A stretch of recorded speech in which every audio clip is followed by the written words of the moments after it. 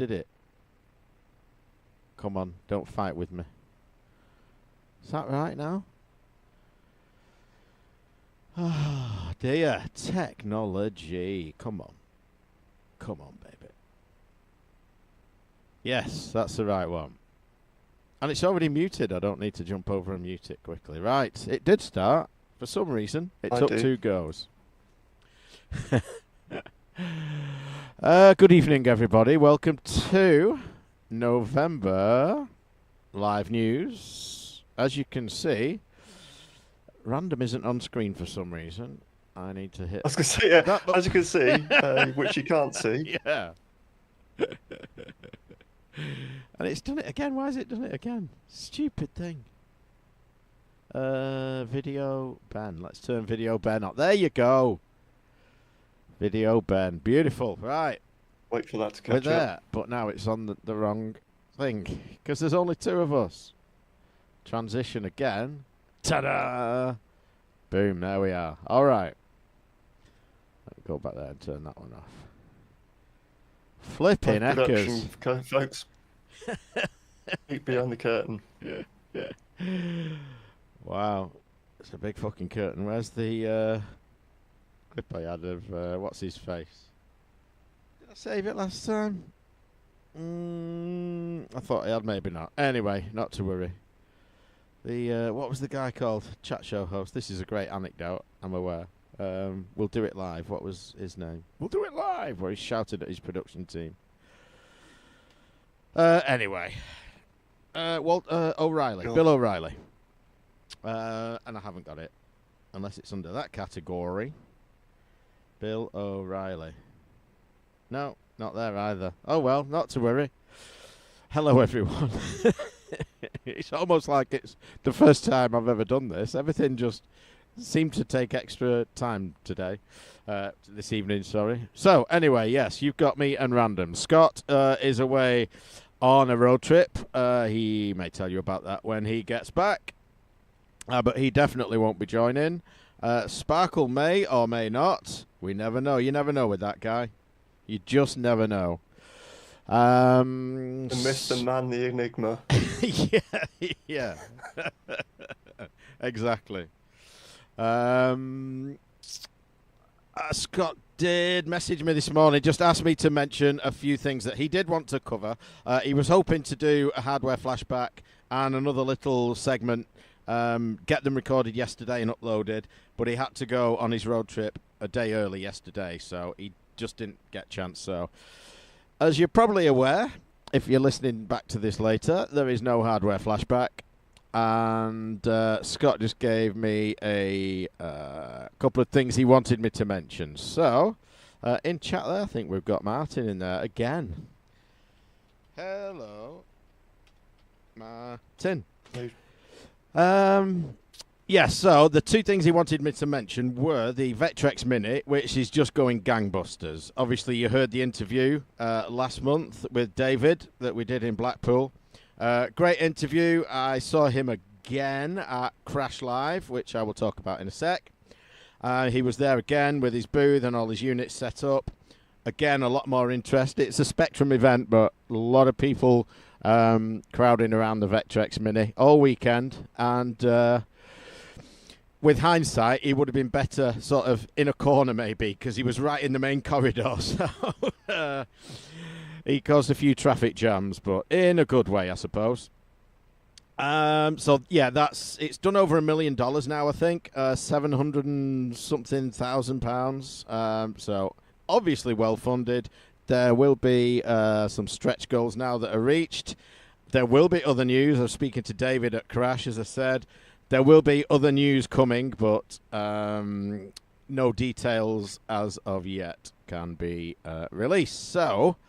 The other thing Scott wanted me to mention was, I better pull up the email actually, the launch of the Amiga 1200. So as you know, a lot of people have been waiting for this product for a while now, and they have their own website and they could sell things through their own website, and they said, okay, everybody get ready for the launch. You can, order the whatever editions as soon as they're available. So Scott sat there refreshing their web page, and it turns out you can't actually order it through their web page. You've got to go through resellers. So lots of people just so annoyed with the feedback they got in various places, social media and forums and that kind of thing. People just slating them for just being so stupid. So I've had to order Scott's Amiga 1200 and then ship it to him at some point, or take it on a trip, or when I go over, or vice versa, whatever. So he did send them a loving email, and it is as follows. I'm curious. The subject is, how did you do it? And he goes on to say, I am curious. Most people cannot fit their head all the way up their ass, but you did it. You had thousands of people clicking refresh on a pre-launch that wasn't. Then, when you did put it up for sale a week later, it isn't available to order in the country the brand was born in. Now I have to order one through a friend and pay to have it shipped a second time. I've bought each machine that you have produced and waited faithfully for the Amiga Maxi launch, and now have to go through hoops to actually get it. Scott. So, yes, they do not ship to America. The country that birthed the Amiga can't order the Amiga from these people. You can do it through a reseller. You'll probably get it quicker on Amazon than going through this company, but yeah. He wanted me to mention his anger, vent his spleen a little, and I'm sure you will hear more about it on the show in the months to come, as he waits for something that will turn up at my house. I might just keep it, actually, and not post it.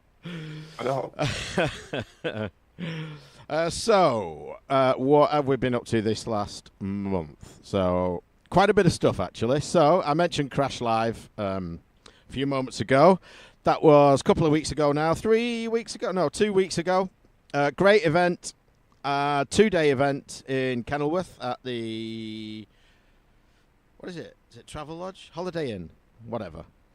In the centre of Kenilworth, anyway. So, good gang of people in attendance. Over 1,000 tickets over the weekend sold. So, well-attended event. The Sunday was busy as well. Usually the Sunday can get a bit quiet, but it was not as busy as the Saturday, obviously, but still a good second day. So hung out with the usual crowd. Adi made his way to an expo for a change. Gareth and Rob, although now I've got to call Gareth Gaz, he says. So this is Welsh Gareth, because he says, people might confuse me with Gareth Hamer. I don't know if those two will ever be in the same room at the same time. But if they are, make sure you don't mix them up. So Gareth is now Gaz officially. His friend Rob isn't go on. There isn't the usual tradition to have Gareth and Little Gareth. UK Gareth. Well, they're both UK Gareth, I suppose. I think there's an Irish Gareth and a Welsh Gareth. We could do it that way. And I don't know how big Gareth Hamer is. He might be a 6'4" beast. He might be a little Ben of a man. We don't know. Who else was there? Stu was there, of Dambusters fame. And Daz as well, who is a volunteer at the Computer Museum with me. He's part of our Wednesday night club. We go over and hang out there. So he was there both days as well. So good time hanging out. Jeff was there, and Paul Jenkinson from the Spectrum show. They did 2 shows, actually. They started off both days, Saturday morning and Sunday morning, did a live Spectrum show. I missed the Saturday one, did catch the Sunday one. We have been joined by a Sparkle. I will... I won't show him on screen, because he doesn't show his camera. But, so, yeah, the Spectrum shows, and then I did 2 talks there, one with Steve Pickford, and one with Malcolm Evans. Steve Pickford, of course, artist from the Pickford Brothers, did a lot of stuff on the Spectrum. He did a lot of loading screens and things. They designed and published a lot of games. Wet-Trix was some of the later stuff. That was a good talk. He'd not done one before, and his kids didn't believe he was going to be famous for the weekend. So he talks about that in the interview. So it was a good interview. And Malcolm Evans did 3D Monster Maze on the ZX81. and Trashman on the Spectrum, a few others in between. Interesting guy, though. He has a story to tell, you'll hear right at the beginning of his interview. He was lucky to have made it. What else was I going to say about... Oh, yeah. He worked in spaceflight as well, before and after doing video games. So, good interviews, and bumped into David, as I said. The usual crowd, had breakfast with Mr. Butler. A gang of us went over for breakfast, chatted to a few other people, Mike Daly, Tim Gilbert's, the usual crowd were there with the Spectrum next. So, a good event, great weekend. So, if you weren't there, you missed out, and you should try and get to Zap in probably May, which will be the next one of Chris's events. Some TV shows. There was a new series of Brassic, which I watched. It was all right, not as good as the previous ones. Some of the regular and more humorous characters just weren't in it that much, or at all, so... I don't know what's happening. They are running out of steam a little bit with the show. I think it's going to end fairly soon. But this season just wasn't up to its usual standard. Worth the watch if you've watched them all, but yeah, not the best. Another show called Here We Go that's a few years old.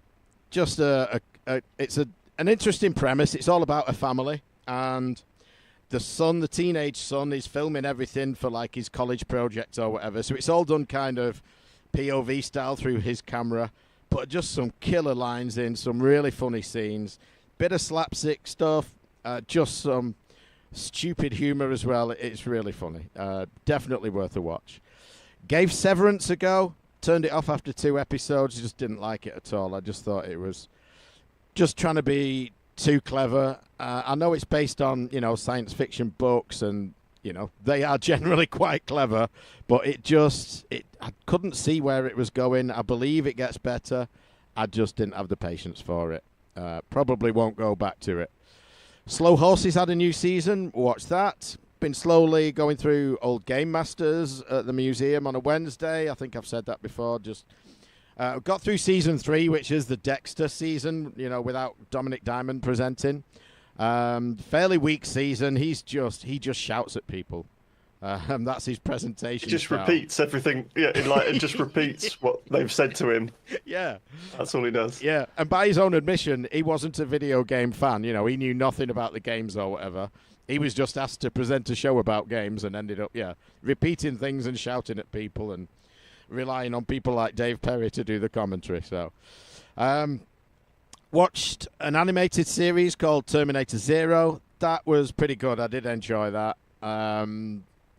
Animated series, modern ones, a bit hit and miss for me. I tried the Tomb Raider one, didn't get on with it.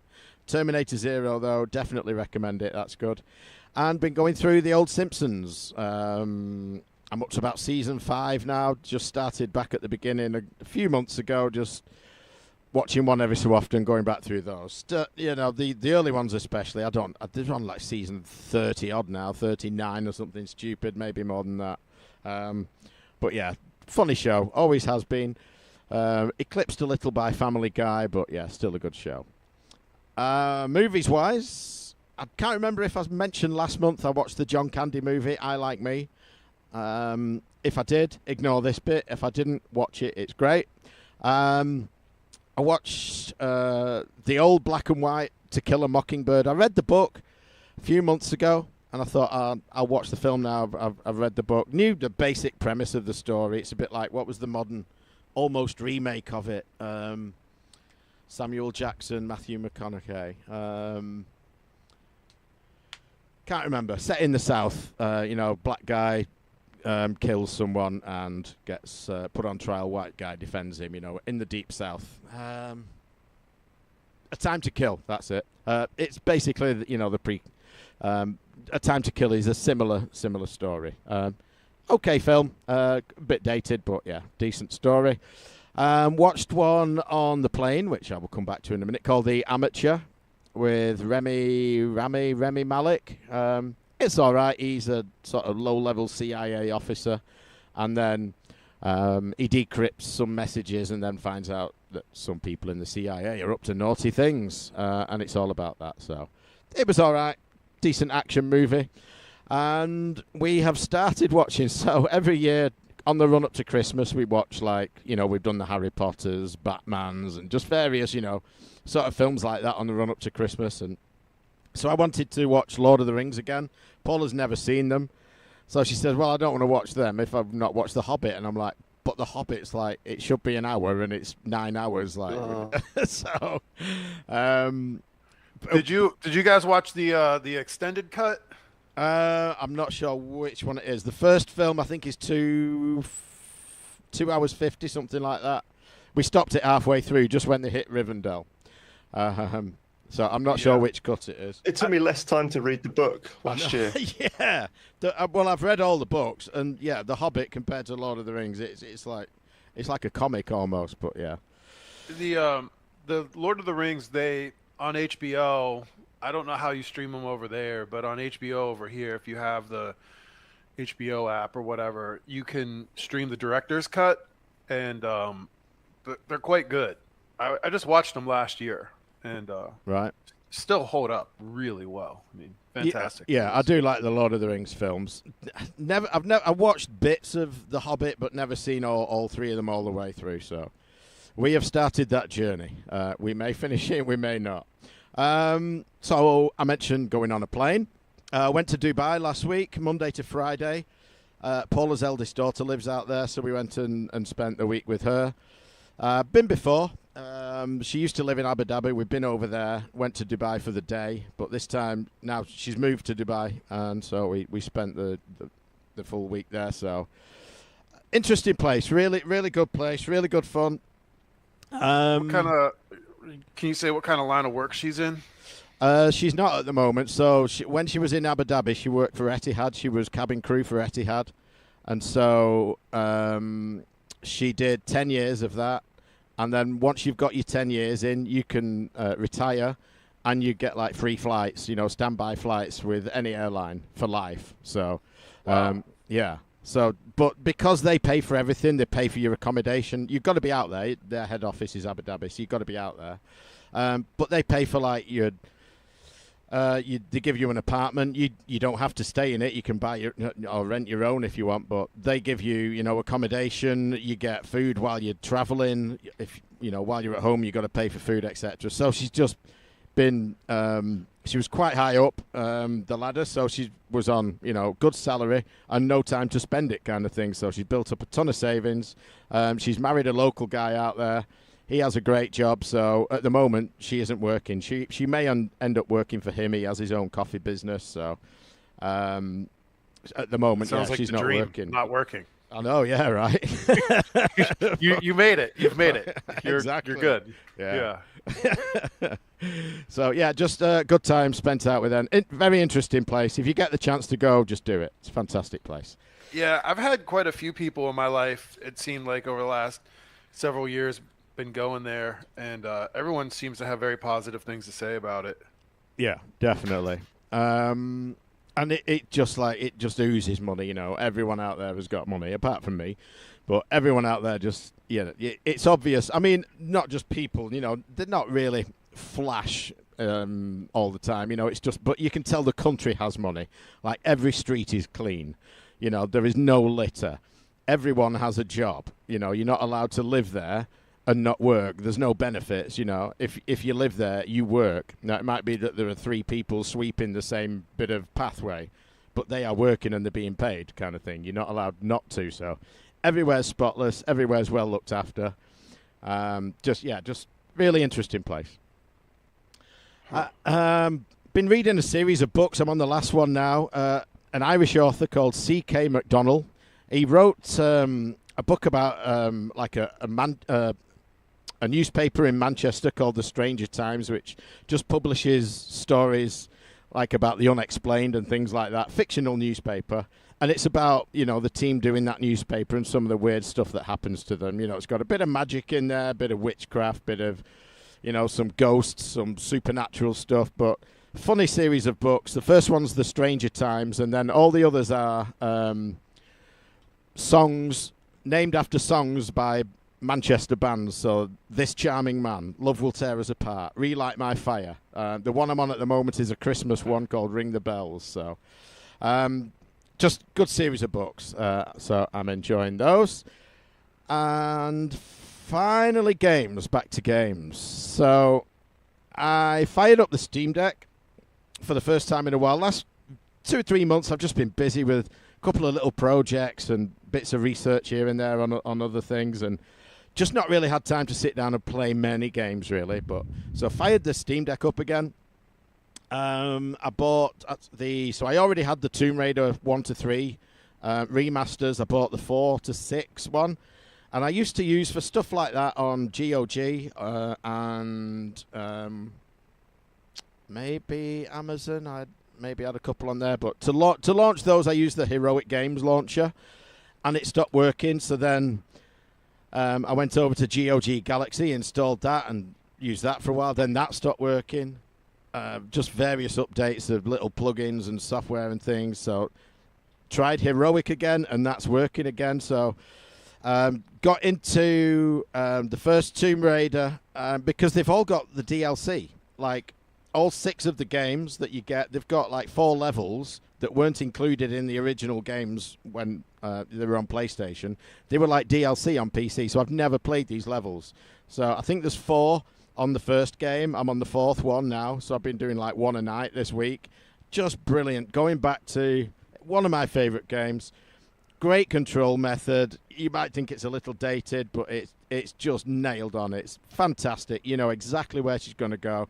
Within a couple of minutes, I'm just jumping around, climbing on things, just like total control of Lara Croft. It's just fantastic. And exploring these brand new levels that I'd never seen before. So really loving that. So it's called Unfinished Business, the first one, these 4 levels. So I'm going to just play through all of those.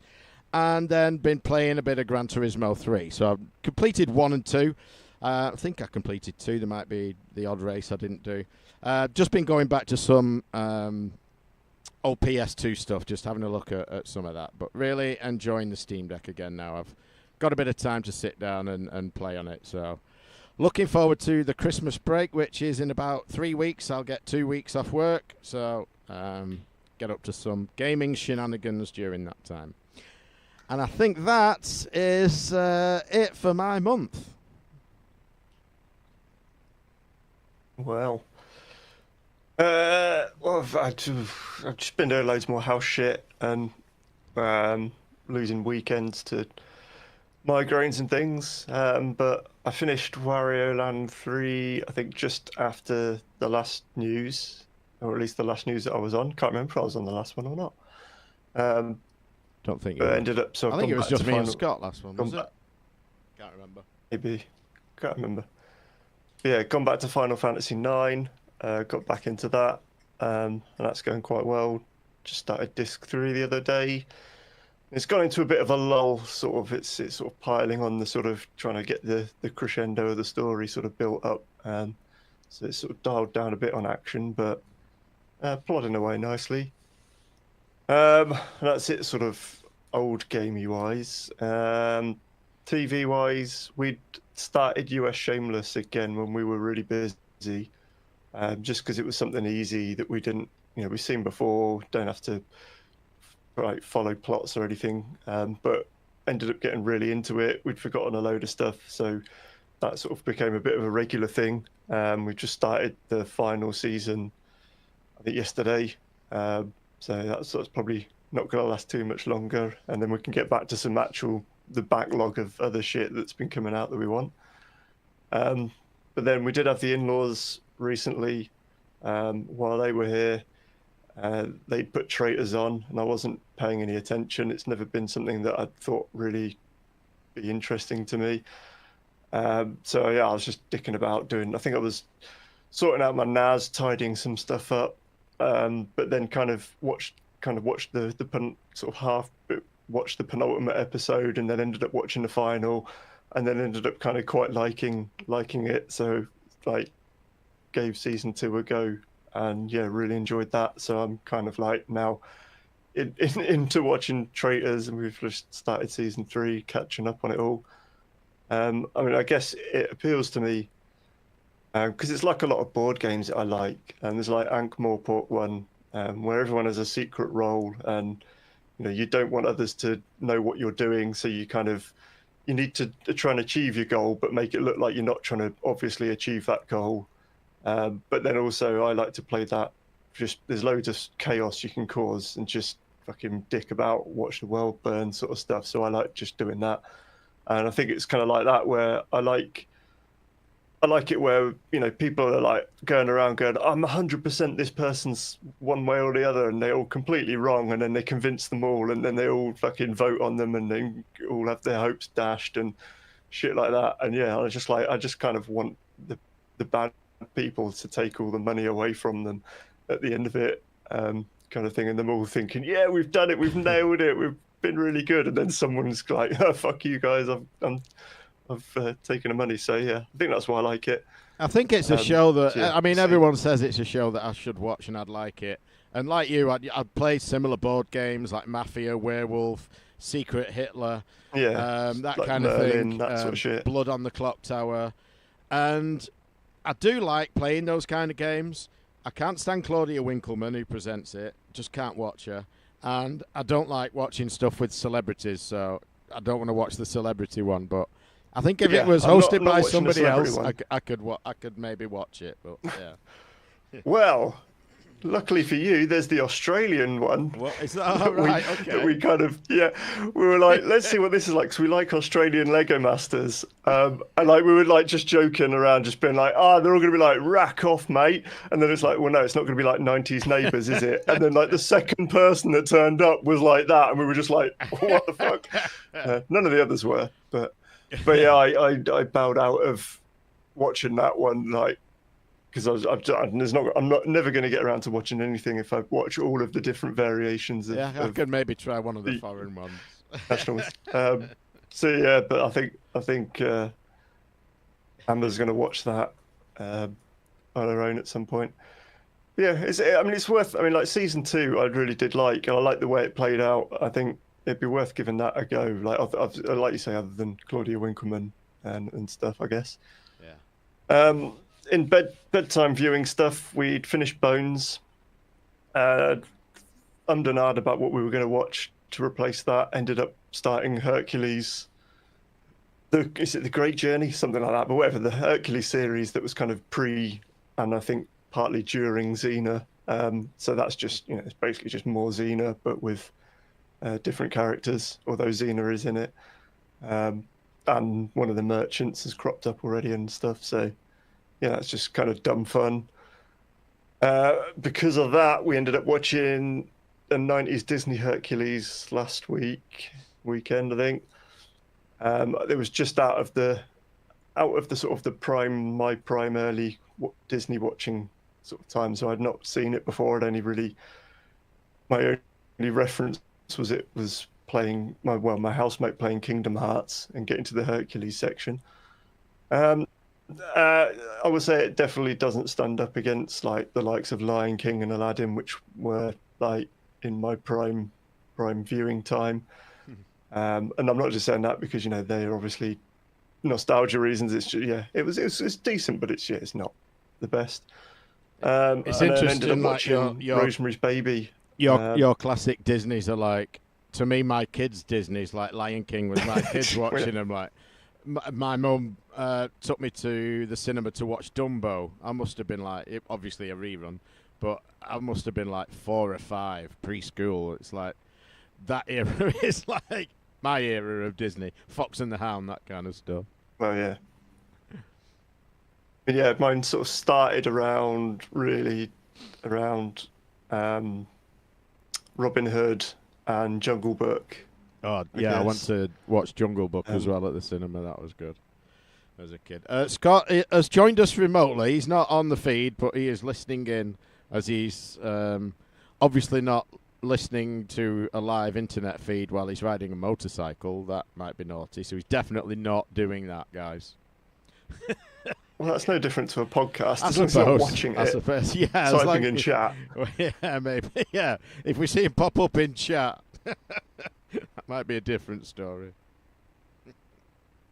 Yeah, and then the final film that's worth noting is watch the original Rosemary's Baby. Been tempted to watch the newer one, but can't really bring myself to it. But that got referenced in Shameless at one point, and I couldn't really remember anything of it, so I wanted to watch that. Obviously, it's of its time. Pacing's pretty slow. Yeah. I didn't kind of mind that too much because I'm used to watching like old shit and arty shit, so I can handle it. And then it is like a creepy horror. Like, it's not a jump scare kind of film, is it? It's just a slow burn creepy horror. Yeah, but it's not even that. It's very, very slow burn. Though. It is like the last half an hour where it starts to pick up, and then the end. Like, and it's not even really horror-y, not at least not by today's standards. And that's the thing. Like you can imagine at like those times, like the occult and things like that, might not necessarily have been tackled so much, and it would have been a bit like, oh my god, like really. Whereas it's kind of like, it's a bit interesting. Yeah, it's just very tame in some respects to us nowadays. But no, it's good watch. So yeah, that is it. Christmas-wise. I have burnt all of my holiday pretty much, so I'm quote unquote working through a lot of it. Of course, everyone else will be on holiday, so I'm just going to dick about all day and not really do much. Got a few tasks that need chasing up that are usually not important enough to get in the way of the day-to-day emergencies and fires that are going on most of the time at the moment. So it'd be nice to sort of get on top of that, but don't know how much gaming time I'll have. I've got some stuff here for you as well, Random. Scott brought a T-shirt over for you when he came, and I've got some random bits of iPod stuff as well. More iPod stuff? More iPod stuff, yeah. Oh, I've nearly finished. I'm just waiting for the battery. I've nearly finished an iPod Mini pimp up. And I'm waiting for a battery for that U2 iPod, and once that arrives, I'll be sorting that out. Yeah. Well, I've got another one. I've got another iPod Video, 80 gig, I think it is. And just a load of random cables you can bring out to a SCART and watch through SCART, either through the headphone socket or through the dock. 30 pin, cool. I mean, well, I go over your way, but if you've got loads of time off work, I was going to say you could come over here and like see the games room, but there isn't a games room. It's just a loft full of boxes at the moment. But I was looking the other day as well. They're well on with the bypass now as well around Gloucester, over that way. Have they actually got that going? Yeah, from the end of the motorway round. I can't remember the name of the town, but yeah, it's going to cut that first terrible bit out. Be good. Sparkle. Yeah. It's been a while since I've been on news, I feel like. At least I didn't make it last month. Wanted to go see Predator. Might actually go see it tonight with a neighbor. Haven't done it yet. But last month what I did do was go out and see myself Black Phone 2, which was a horrible mistake. Really? I liked the first one. I thought it was pretty interesting. I mean, the first one's kind of a slow movie anyway. It just has a lot of atmosphere to it, and it's a slow burn. It's a good movie though. The second one it's so bad it's laughable. I mean, we were sitting in the theater, the three of us went, and it's like worse than the worst B horror movie. Like the plot is terrible. They have one location that they film on. There's only about 5 characters in the movie. It felt extremely low budget, and it just was not good at all. Don't recommend it. I mean, maybe when it comes out on Netflix, inevitably you pop it in. I think most people are gonna agree with me. Pretty terrible. As far as TV, my younger daughter has been going through watching The Walking Dead. She had never seen it, so it's kind of been on. It's like she comes home from school and maybe throws an episode on while we're getting ready for dinner or volleyball or whatever. And then, evening time goes back on, another couple episodes go through. And God, that show's terrible too. I mean, it was such a phenomenon when it first came out. I mean, I don't know if you guys were watching it over there like we were here, but man, I mean, this was like a water cooler show. I mean, people, they had a show about the show afterwards, The Talking Dead, where people would have their own theories and shit. I mean, it really was huge for a while over here. And going back and watching it, you're just like, man, the pacing's terrible, the acting's terrible, the premise is just utterly ridiculous. There's a couple good seasons. Like I would say that first season's pretty good. The one where they're headed to Terminus because they're on the road and you kind of feel the existential threat of the Walking Dead, and Humans. But then like there's just some really goofy ass seasons. Like the stuff on the farm is terrible. The guy with the fucking tiger is ridiculous. The governor. The governor was kind of a just cartoonishly bad character. I mean, the actor was not good. His henchmen were retarded. It's just bad. When you go back and watch it, you're like, man, I can't believe people would like have parties and shit, like watch parties for this thing over here. I mean, it was big. Yeah, I watched it when it first started. I watched the first few seasons, but I'd read the comics before it, and there's a series of comics. They were really good, so I kind of knew sort of what was coming. But it got to a stage like where I just wanted the people to die. Like I wasn't bothered if one of the main characters died. Like seriously, get him out, get a new character in, and I just gave up on it after a while. But there's like a spin-off now. Like with the there's Daryl loads and of all spin-offs. that. There's so many spin-offs. There was I think there's 3 or 4 spin-offs to it. Wow. And I think they finally just wrapped up like The Ones That Lived or something. That's Rick and Michonne's story or something. But I mean, my understanding, like Daryl Dixon has his own one. Yeah. There's another one with the governor. Daryl's in Paris or something, isn't he? A bit daft like that now. Yeah, some like, I think a lot of people. I think once season like 6 or 7 came out, that's when it started losing a lot of people. Or like right after the whole like Negan kills Glenn thing, and then I think it started losing people. It just went on too long, and it was like there's so many filler episodes. Like every episode, you could look at it now and go back and be like, this was a budget stretch. Yeah. Like they'll have some shitty like 3rd tier character that has like a solo story for like an episode of a season. You're like, this is completely pointless, this entire episode. Oh, I get it. They're trying to stretch the season out, and they just like had like the C tier actor like get their own episode to like kind of kill some time and like add another episode in or something. So we're going through that. I don't know that I ever finished. I think I finished it, or like I got to the season maybe right after Rick originally leaves on the helicopter. I don't know. It's kind of, I can't even remember half the episodes. Like as I'm going back and watching them, I'm like, I don't really remember this. I'm like, maybe just because like it was so bad, I didn't really commit it to memory. But Yeah. There was one good scene I remember. I'd stopped watching it by then, but then someone told me, "Oh, you got to watch this bit." It's where like what's the guy who had like the baseball bat with the barbed wire? Negan, yeah. When he hits the Asian guy over the head, like, and his head splits, it's like his eye starts. But that scene was classic. But yeah, I just tuned in for that scene. Yeah, but outside of that, not a whole lot worthy watching. Stranger Things just dropped the other day over here, season 5. So they put out the first 4 episodes. I've watched the first 2 so far, so good. Other than, like the kids are kind of getting old, Probably time to wrap that thing up. You wish they could have maybe done it in a tighter time period, because you're looking at them now and you're like, all right, I think Millie Bobby Brown like has an adopted kid or something now, and you see her on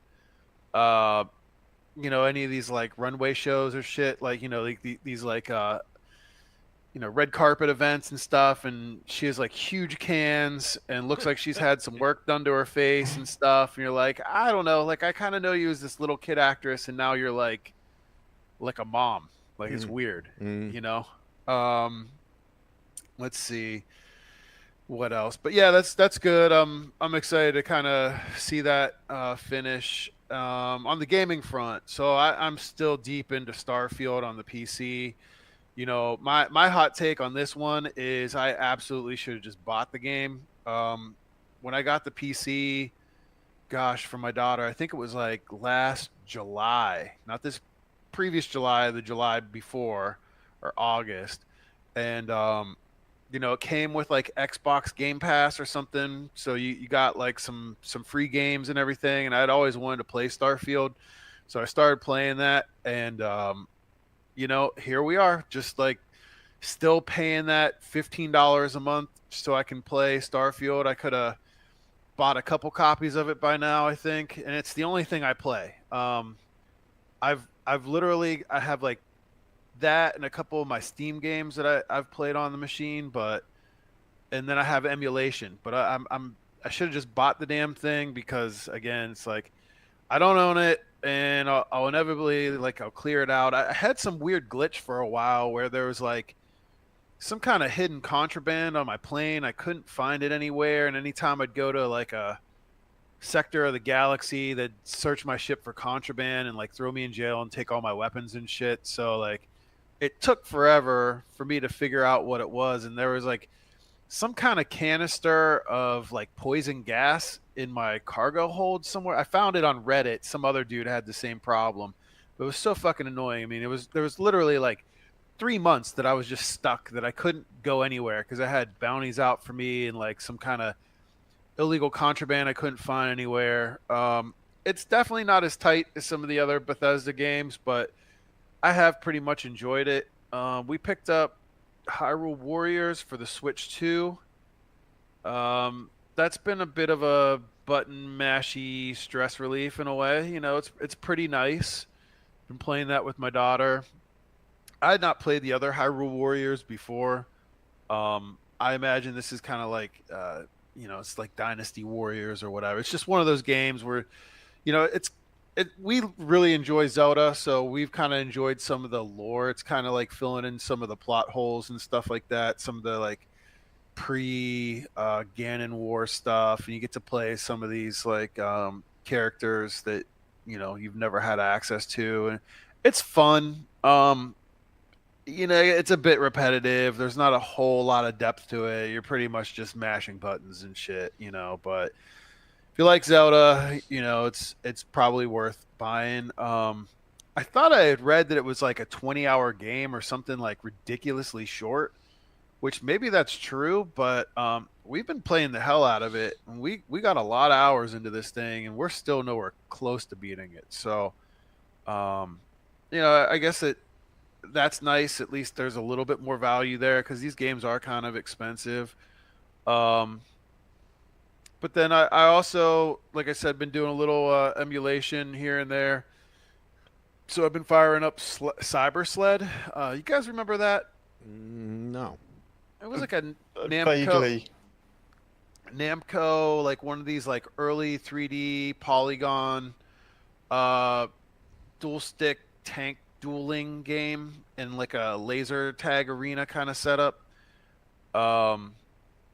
I really liked it in the 90s when I was a kid, and there was one in my local arcade, and hadn't played it for a while. Tried playing it on the Ambernick, did not work, and I had it on this other Kinhank hard drive, so I've been playing that. It's been pretty good.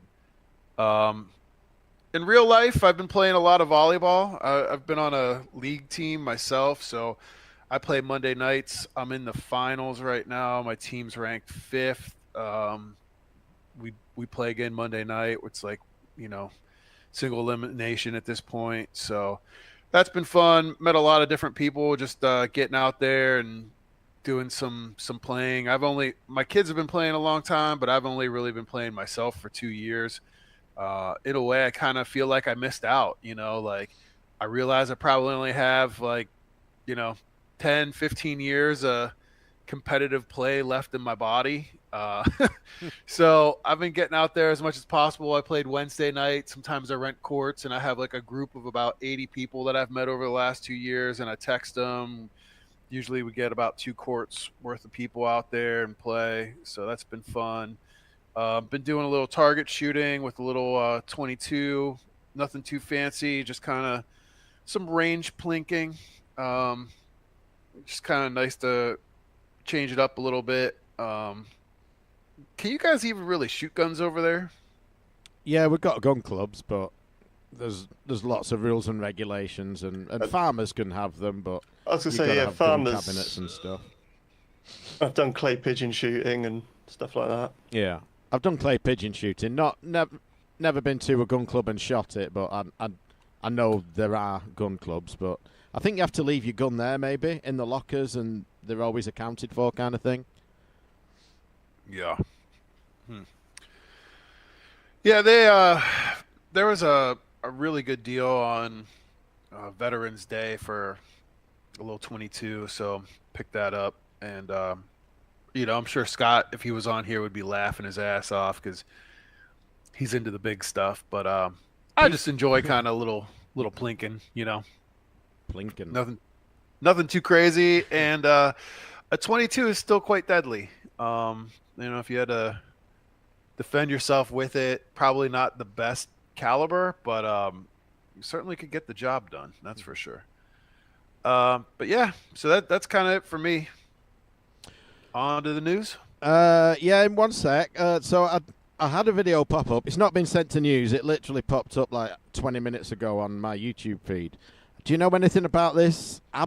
It's spelled ABXYLUTE, like Absolute 3D1. It's like it's almost like a Steam Deck / Rogue Ally, but it's 3D without glasses. Have you seen it?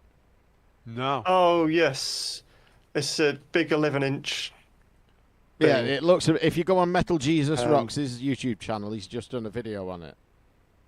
Not heard of it until then. Yeah, and his name Russ from Retro Game Core did a video about it a week or so ago. Okay. It sounded like it's like kind of a cool idea, but doesn't really work terribly well. What's the technology? Is it like the 3DS or is it different? Yeah, it's like the 3DS, Right. but it's essentially taking like the old where you'd send old 3D TVs, like the two side by side images, and then it combines them and shows them.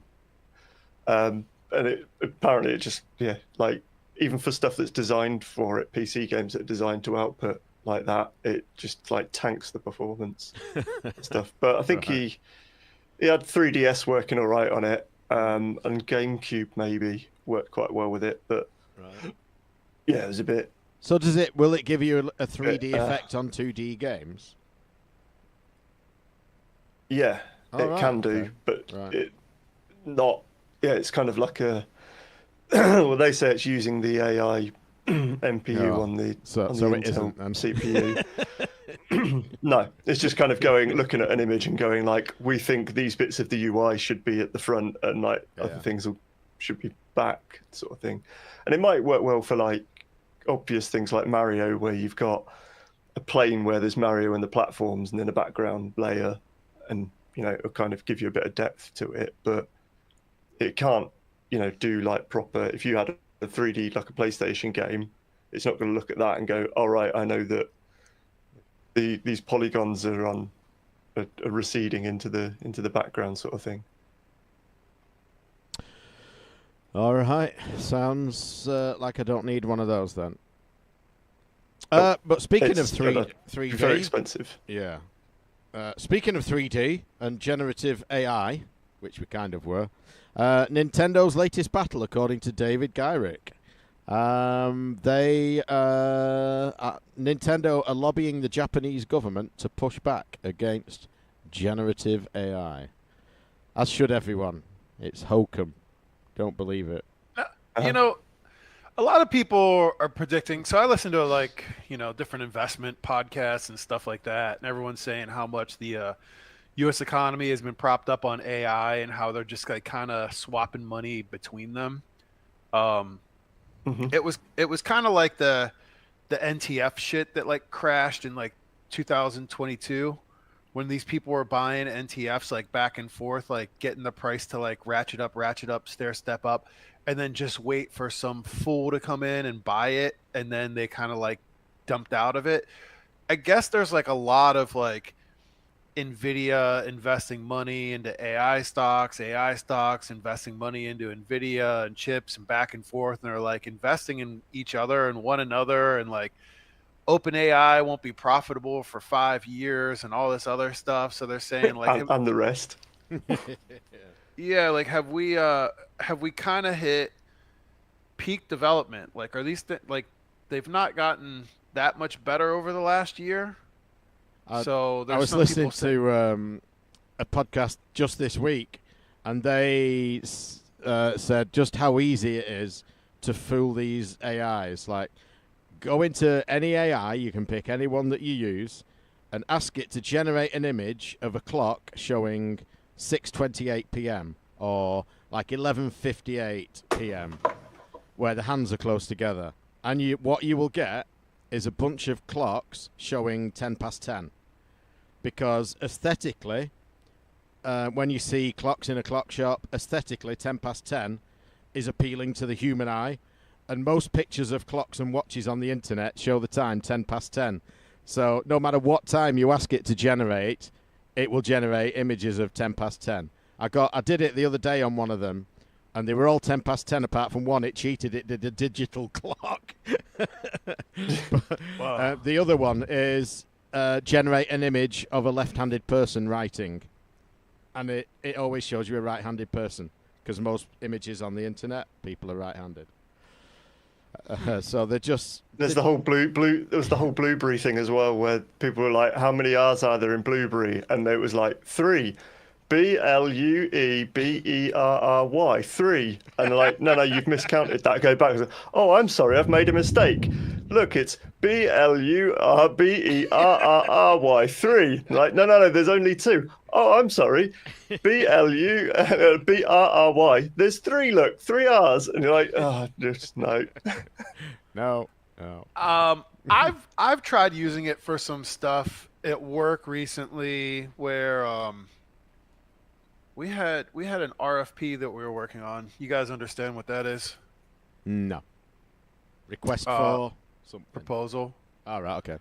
So, some of these companies will reach out, large companies, and they will solicit bids from construction companies to build, let's say they're... Oh, we call it a tender process, tendering.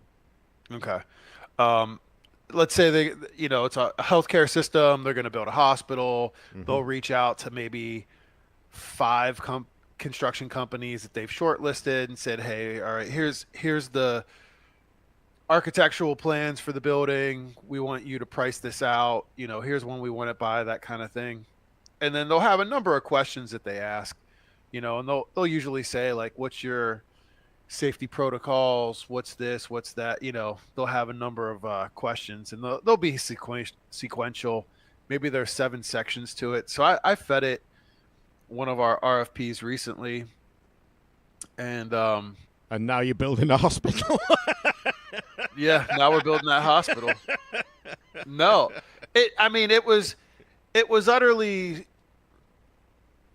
just it just made a bunch of shit up that like wasn't even remotely close to like what the questions were that were being asked. It was saying like, what's your safety performance and safety protocol measures, and it was like it was completely delusional. Now I've already fed it some of our existing RFPs, so it had the information on like what our safety protocols were, but it made like really weird stuff up. It wasn't answering any of the questions. It was very off, and like I would not be comfortable using any of that stuff for our business purposes. But I mean, we're some things I think it can do quite well. It's still like it seems pretty easy to fake. Yeah. Dave DeGave in chat says AI reference. Take a drink. We've got a new drinking game. Random sent one in, and I forwarded it on to our Myst correspondent, who is Andrew Hannay. The 1993 making of Myst video has been remastered, according to the subject. Maybe they remastered it twice, I don't know. Andrew loved it. I thought it was bobbins, but there you go. I've been fucked out of the inbox again, so continue while I solve this problem. All right. Speaking of remastered, Lord Neil sent us Super Mario Brothers remastered. What is this? There's a YouTube video and a GitHub link. Well, let's see.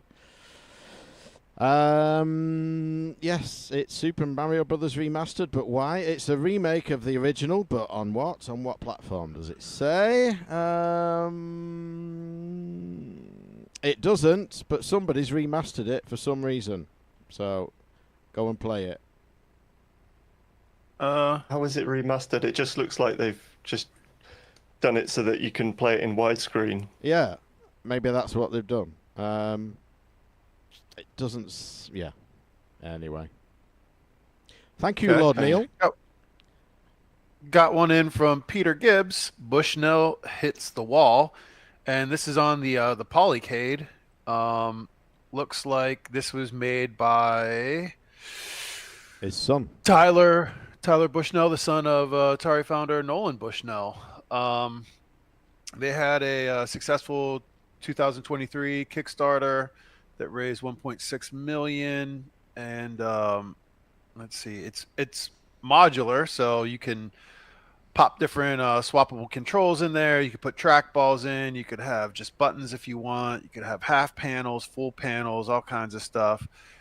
It's now available to order directly from the Polycade store, so I guess that's what they're announcing. You could mount it to the wall. It also has a stand if you want. It has like slide out drawers and stuff. It's pretty interesting looking. I don't know what the price is here. Let's see. It's thousands. It's thousands. We have had this one in before, but I think they're moving on with the project. I think last time we got sent it, it was quite a new thing. But now there is pricing on it. Yeah. 2,199, and that is the Black Friday doorbuster. We are recording on Black Friday, which is a huge shopping day here in the United States. And now all over the world. I'll tell you what, the Atari VCS, the little Linux PC or whatever the hell it was, that I thought looked quite nice. That's on sale for $99 on Amazon right now. So it's half price. It used to be $200. Still more than I think by now. Still more than I what? mean, like 50 quid, I wouldn't mind one, but well, I look at it like, you get the classic controller and you get a regular controller and you get the box.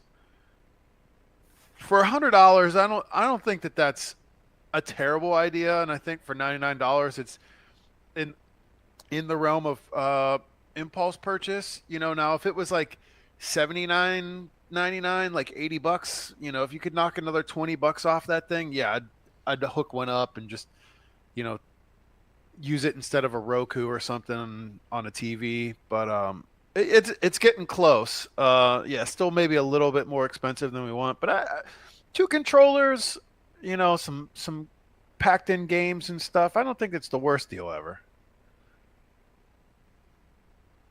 it's not. That Polycade, there's a Linus Tech Tips video where they make their own one, DIY one, to see how much it's going to cost you to DIY, how much work it is to do, is it worth the effort, and things like that. And obviously they did manage to undercut it quite considerably. So yeah, that's kind of worth watching if you're interested in shit like that. This appears to be made out of metal, which seems yeah. They didn't. I don't think they did a metal version. Obviously. Yeah, this thing is high quality powder coated. It's meant to be like, yeah, it's what can you make in your garage that easily accessible tools. Make it out of an old pallet. I mean, but I think I don't Bad idea. I don't think it's terrible. Like, so think about who they're going after. Like, they're probably going after somebody that has some money here. Like, I don't, because this is probably some kind of premium toy for like somebody that has like a rich guy with a big basement or something. They want, the wife doesn't want the shitty looking arcade, with the beat up plywood and stuff from like an auction. They want something that's kind of sleek and sexy looking for their expensive house. Like, imagine this is going in somebody's house that's 5,000 square foot or above, and it's going to be a limited audience. This is for that high end kind of guy that, can't maybe put some regular arcade machines just sprinkled all over kind of thing. And you got to jack the price up, right? Because you're not going to sell a ton of these things. I think you're paying for some of the aesthetics here. Yeah. Speaking of not wanting to buy, not wanting a house with a janky old arcade machines in it, how has he had any interest on your house, Mike? Since April, we had 2 offers, and both of them were too low. So, no. Anything round here in our price range it's not going. Like, anything up to about 450 is moving slowly. Anything above that is not going. And the budget won't help. We were hoping for like a stamp duty break or something like that, so I don't think anything will happen now. Till the spring. Why are you guys trying to move? I want to retire and go and live on a farm away from people and things. Oh, yeah. So yeah, no one's going to do anything before Christmas, and maybe in the spring you get a spike in the housing market, but after the budget this week, I don't think anyone wants to spend any money. I think people are just waiting for the grown-ups to get back in charge. So, yeah, it's not looking good at the moment. Yeah. How long have you lived there? Like 4 years? No, nearly 6. Be 6 in February. What? Okay. Mm-hmm. Moved in 6 weeks before lockdown. One here from Carl Klitschke and Peter Gibbs sent in the same one. A museum bus. A converted school bus has been turned into a mobile computing museum. And it's just a long, thin bus with benching down each side and computers and consoles set up. Doesn't say how they power it. Now, the way it's sort of laid out, the computers are just loose on the desk, so they're not permanent fixtures. They'll pack them away while they move the bus. So maybe they plug the bus in wherever they go and set things up. I can't see them running all this lot on, an inverter and batteries. Maybe they do. Who knows? But it's a mobile bus with retro computing in. And I did see, I've seen a couple over the years, but I saw one, I think it was last week, a van on the motorway. Was like a mobile party bus, and it had all consoles, pictures of consoles on the side. So you can rent the thing, and they'll come around, park outside your house, and the kids in the party can go and play some video games. Interesting concept. Yeah. I was in the bath earlier thinking it's been a while since I looked at whether there was stock of the Mr. Pi, which is the cheap, compatible version of the Mr. FPGA board, and had a bit of a think about whether it's something I actually wanted. And we've got an update here from Gareth Hamer with some news from, well, it was posted on October 6th, apparently. So we're probably digging into some old stuff, but there's been progress on things like the CDI digital video cartridge. There's like a 4K upscaling sort of dedicated board that someone's trying to develop. There's still updated things like the Neo Geo core, which you'd think would have been fairly locked in by now. So there's plenty of development going on. Any interest in the Mr. project or the cheaper Mr. Pi variant? I was talking to Stu at Crash about it. He's got the Mister. He's played about with it a little bit, not too much yet. It sounds interesting. Personally, I don't really need one, but I was at Crash. I was like, Oh, do I need? You know the product, the Spectrum, like the new HDMI Spectrum, still with the rubber keys and stuff. They were on offer, Yeah. and I think I've seen them online for Black Friday at like 60 quid. I'm thinking, do I want one of them? Because I haven't got a Spectrum. And then, but I have got like I've got a Pi set up with something called ZX Bar Emulator or something, which I can't remember the terminology, but it's like it's done through hardware, not software, in some way apparently. That's really good, and it will give you, like, if you want real time, tape loading and things like that. So it's as close to hardware as you can get with a Pi, that kind of thing. I've got one of those, and I've got another the Pi 400. I've got an SD card with Spectrum Next emulation on that, and I'm thinking, do I want a Next? Do I want the Spectrum? Well, if I got a Next, I wouldn't need this. And I was toying with getting one of them, and in the end I thought, if you're not sure, just don't do either thing and just wait. So, I'm undecided at the moment, but the Mister does. It is an interesting product. Some like RMC do their consoles based on the Mister, isn't it? With all the different add-ons and things you can and the connectors and adapters and things you can put into it for emulation. Yeah, something else that sort of I find quite interesting, like the 386 core. I might even do 486, like that. Got really good, and is like a very good way of playing DOS games, and you can even load up Windows, at least Windows 3, if not 95 on it. And so that's kind of like, it does a lot of things. It's just that I'm also like in a bit like, well, I've got the RGB Pi that outputs really nicely to a CRT for, like, up to, well, it can do PlayStation, but they look a bit weird, but like all the 16-bit and below, like that looks absolutely amazing, runs great. And then everything else is like, well, I've got like PCs and Steam Decks. I don't know. Yeah. You sent one in quite recently. A couple of new DOS PCs appear, like the see-through laptops. I was reading that the other day. They look interesting. Another way to achieve the same end. Actually, while we're recording this, there is so the Computer Museum are going to start doing retro game nights, and they're doing one tonight for volunteers, kind of like a test run.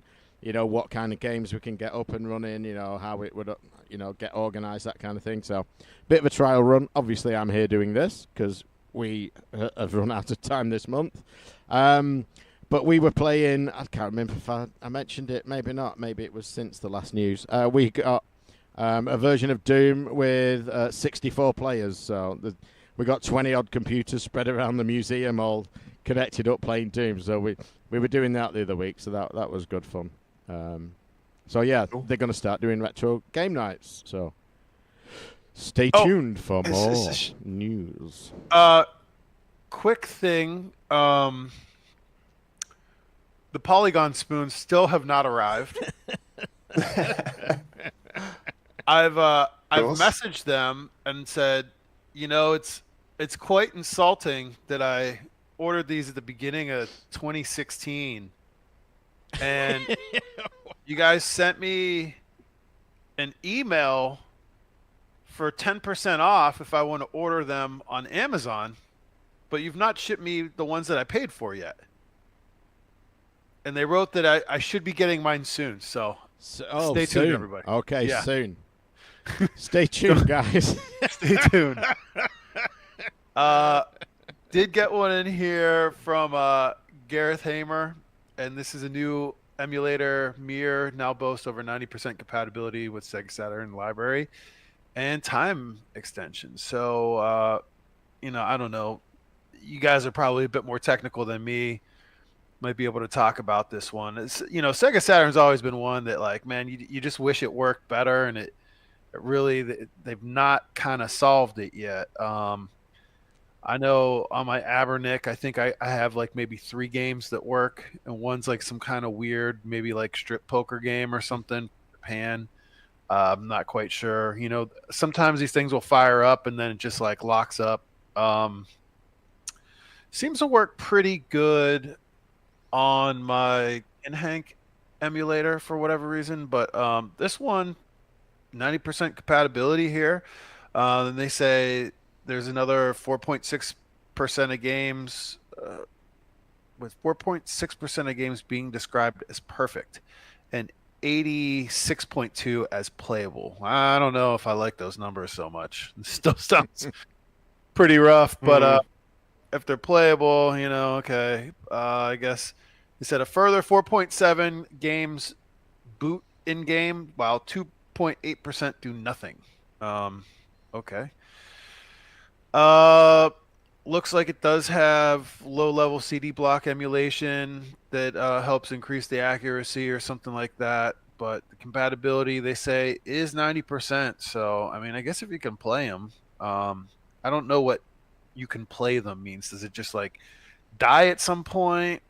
I'm not sure. Well, one person's playable is another person's unplayable. Like, some people will play at horrible frame rates where many reasonable, normal people won't. So, Saturn's always been a tricky one, throughout all of emulation, since the Saturn. No one's ever really got it working that well. The odd game you can play, but yeah, really, just get a Saturn. Yeah, that's what I ended up doing. It's just one of those machines that I'll just keep around. You can get the cartridges that let you boot like backups without doing swap tricks. There's some optical disc emulators that aren't massively expensive now if you want to move everything onto SD card for convenience. It's still the best way is to have the hardware. The unfortunate thing though is like there's a kind of a certain charm to playing some of the games, and there is some cool stuff on there, but ultimately it's not the best system. Yeah. I mean, ultimately it's Sega Rally, it's Daytona, both versions, it's Manx TT, and it's a horrible Resident Evil. Anything else? I've got a few over Darius games, pretty good on Saturn. I do like Panzer Dragoon. Burning Rangers was quite good fun. But I've got a handful of them over there somewhere.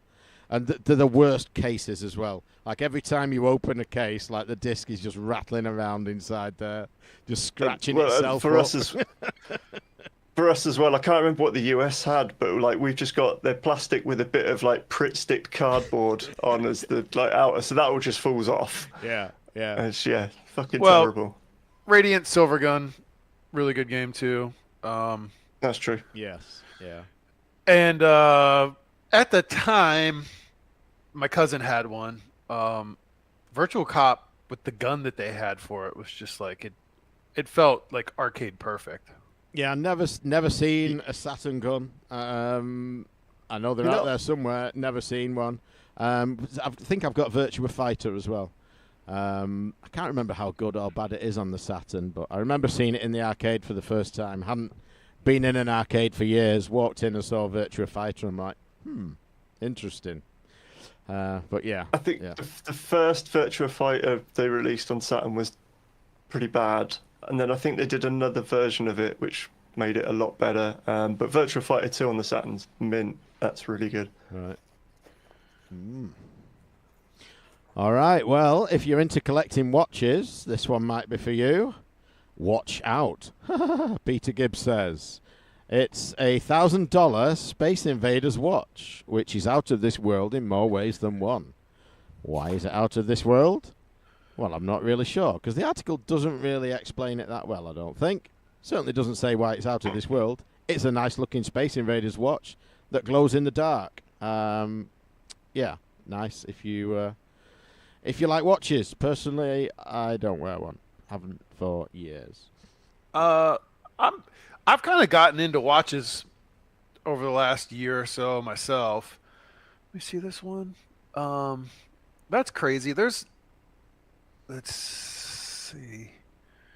This looks like it's gonna be, some limited edition one. Is why. Less than 800 units. Yeah, that's what it's gonna drive up your price there. It looks like it has pretty nice movement to it. It's an automatic. There's some like LED Space Invader watches, I think that are around 150, where you can play it kind of like on a fake iWatch sort of thing. I got my daughter a new iWatch for her birthday at the end of October, and I never had an iWatch before, so I got her old one, um, and she got a new one, and I do kind of enjoy it. It's convenient having it on the wrist and being able to pick up calls. Um, or if I don't have my phone with me, I can use it as a phone. It tells me like when to stand up and sit down. I work in an office, so that's kind of nice. I have a standing desk, so um, filling out some of your exercise ring and stuff like that, getting like quick little notification on your wrist whenever you're in a meeting and stuff, and not having to pull out your phone, just kind of look at your wrist is kind of nice. I have a number of watches, and there's another one here that I'm gonna read that came in from Mike James, and it is the Casio Cross Back to Future Ultimate Time Machine on your wrist, and that is a, let's see, what is it? A Casio CA500 WEBF-1A. It is the calculator style watch that was pretty badass. Yeah.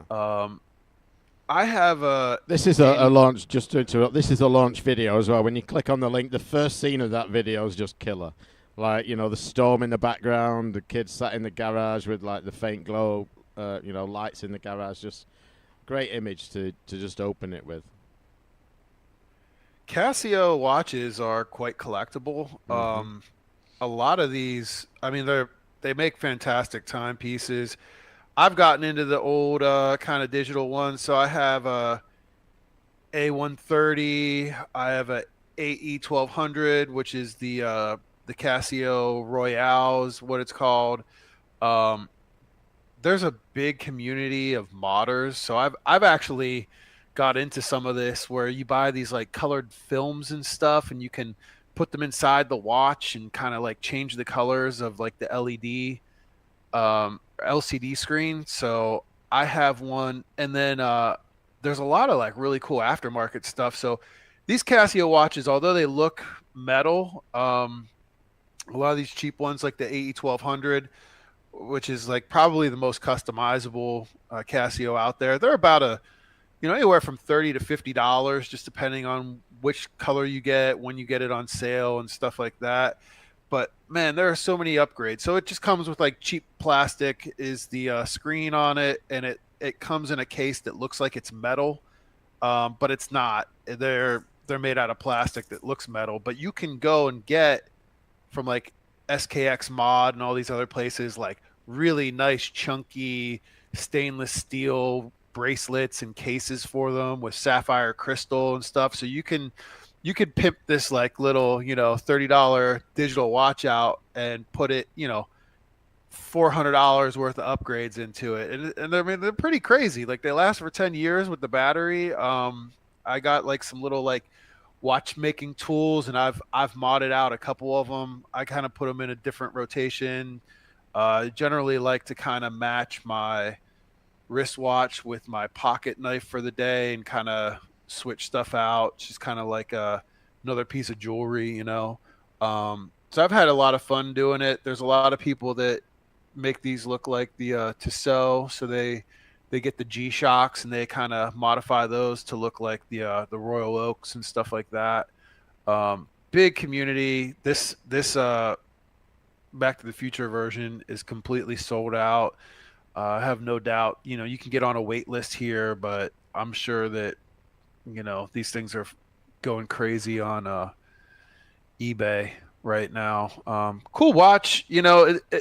As far as having like a little timer, being able to like track multiple time zones, it kind of has like all the basic functionality that you'd like. So, maybe if you haven't worn a watch in a while, I would recommend checking out Casio, the AE 1200, and giving it a go.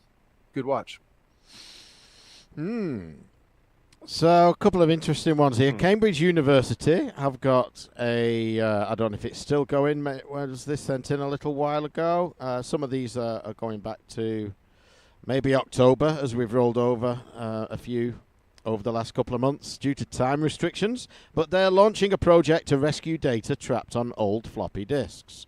But they're looking into it quite deeply in a technical way. They're not, you don't just rock up with a disk and they recover your data and that's it, you walk away. They're looking into like various levels of, how the magnetism on the surface has been affected, how, in general the surface of the storage medium's been affected and things like that. So they're looking into, the longevity or lack of these old storage devices. So interesting article there. The next one I wanted to do was pinball related. But before I get into that, Sparkle, have you played the Led Zeppelin pin?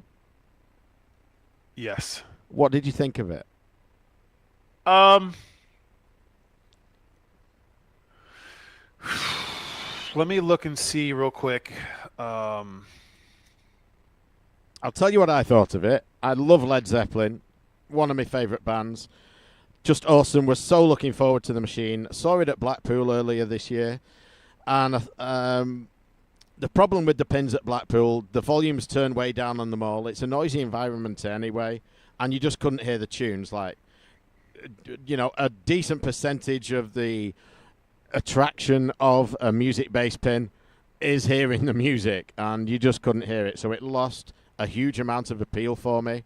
I thought the back glass was just awful. It's a black and white image of a Zeppelin. I mean, come on, not even a light in there. It was shocking. I just thought the back glass is terrible. I can't hear the game. Maybe there's some good gameplay in there, but I just can't be bothered standing here. And I left balls on the game. Just walked away. I wanted to love it, and I'll play it again somewhere else.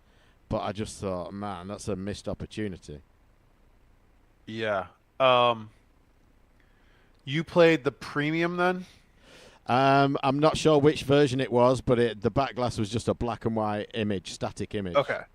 That is like the premium. Wow. That's the one that I played.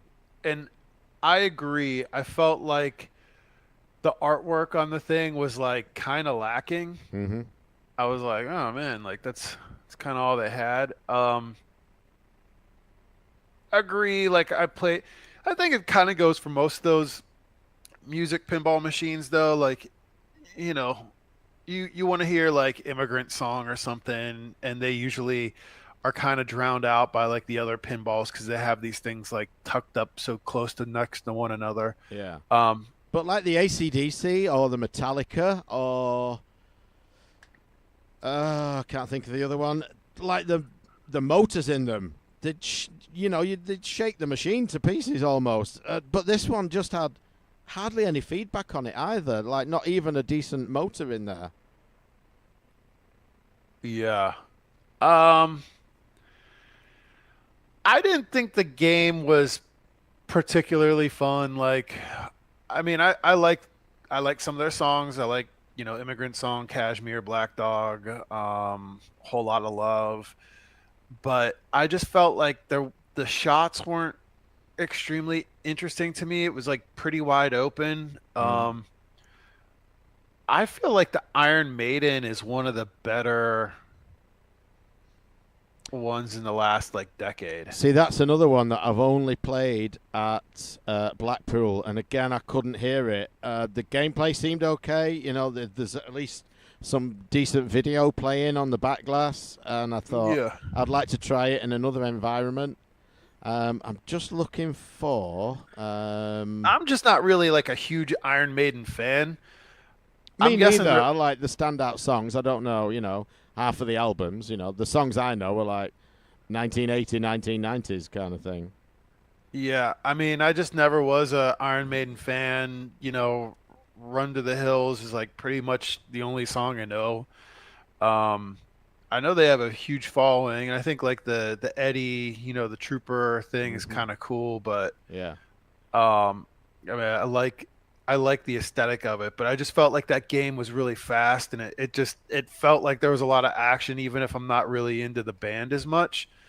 Um, I didn't really care for the Guns N' Roses one. I'm a big Guns N' Roses fan too.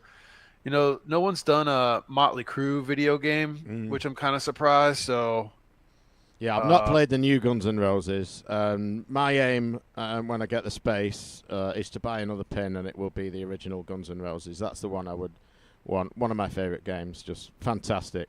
I think the first time we went to Portland Expo, yeah, it was the first time, there was a booth behind us, and just randomly they had a pinball in the booth, and it was Guns N' Roses. So, like, literally, I'd be sat in our booth, and just turn around, right, there's nobody on it, and just walk over and play it. Like, spent the whole weekend playing Guns N' Roses pinball.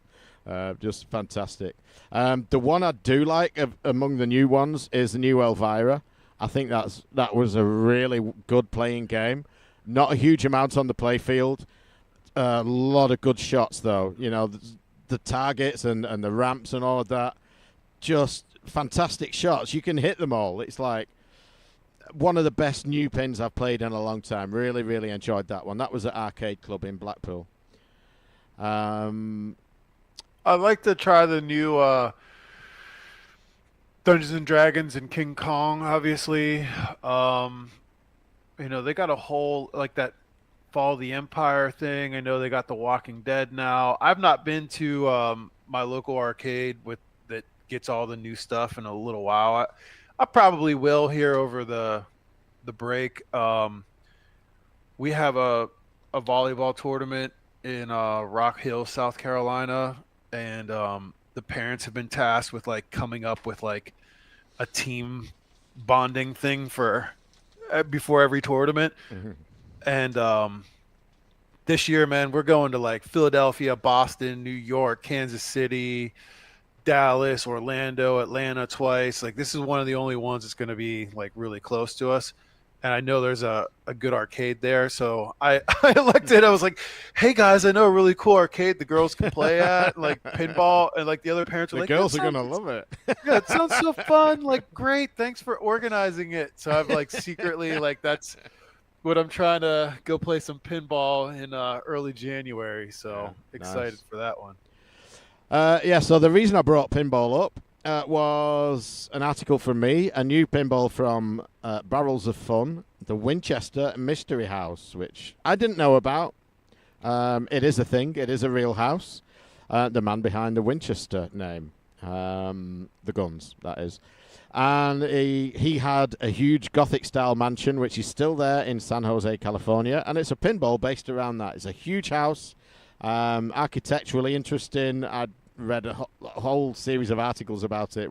Kind of went down an internet rabbit hole one night reading about the place, but lots of myths and legends associated with it, according to this page, and it looks an interesting pin. Don't know how many they're making or how prevalent it will be at Expo, certainly over here, but I mean the back glass has a great image on it of the house and like the spooky blue spectral figure. Just looks great. There's some great artwork on it, and the what's it called down the bottom, the bit behind the flippers where usually the instructions are, it's like a Ouija board down there. Just looks great. So yeah, looking forward to seeing that. I'll tell you what, the prices of pinballs, I want to say have collapsed, but they have come down significantly where I love the Godzilla. Have you played the Godzilla? Oh. That's probably yes. That's probably my favorite of the last decade. If I had to say the last decade of Stern games, like I think Godzilla's it. There was one I was going to buy, it would be that. But I mean, gosh, they were selling. I have, because I know you wanted to buy it. So, yeah, I think it was probably at Blackpool. Almost certain it would have been at Blackpool, either at Arcade Club or at the Expo. But, yes, I have played it.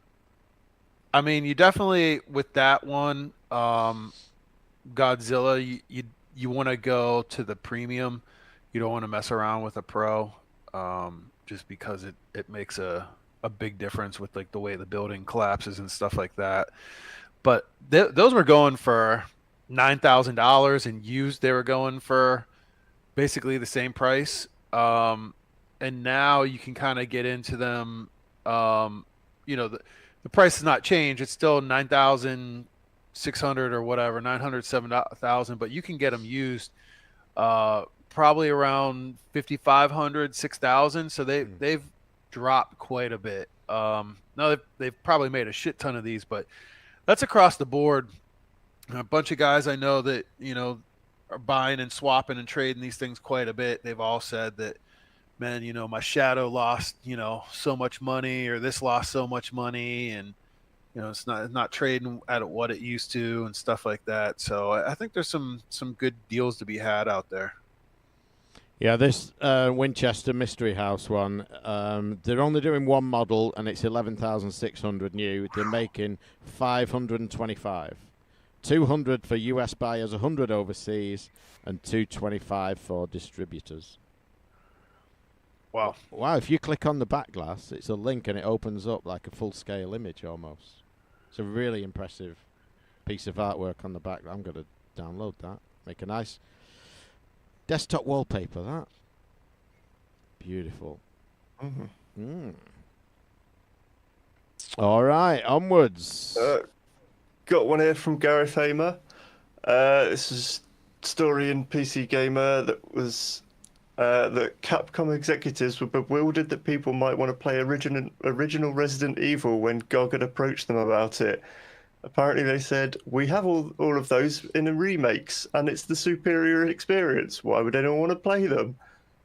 Which reminds me of when the last lot of not my interns, but another team's interns in our office, when they started and we were just sort of chatting in the kitchen, and we got on to talking about CRT TVs. Oh, I was complaining about having to lug mine up into the loft of the new house, and they're like, "Why would anyone want to play on a CRT? Anything on a CRT? You can play game. We've got HD TVs now. Why would you want to do it?" And I was just like, "You kids, why? Much better." And to be fair, yeah. I mean, don't get me wrong. Some of the Resident Evil 1 remake is good, but there's definite worth in playing the original, especially as that's a different game. Same with Resident Evil 4. That's, they remade it, but they tweaked it, changed it. So the original Resident Evil 4 is still worth playing on its own merit. So yeah, and 3, I think, you're probably better off playing the remake of 3, but again, well, I'd like to say, yeah, and 2 as well. Yeah, I forgot they did 2, and I played that recently.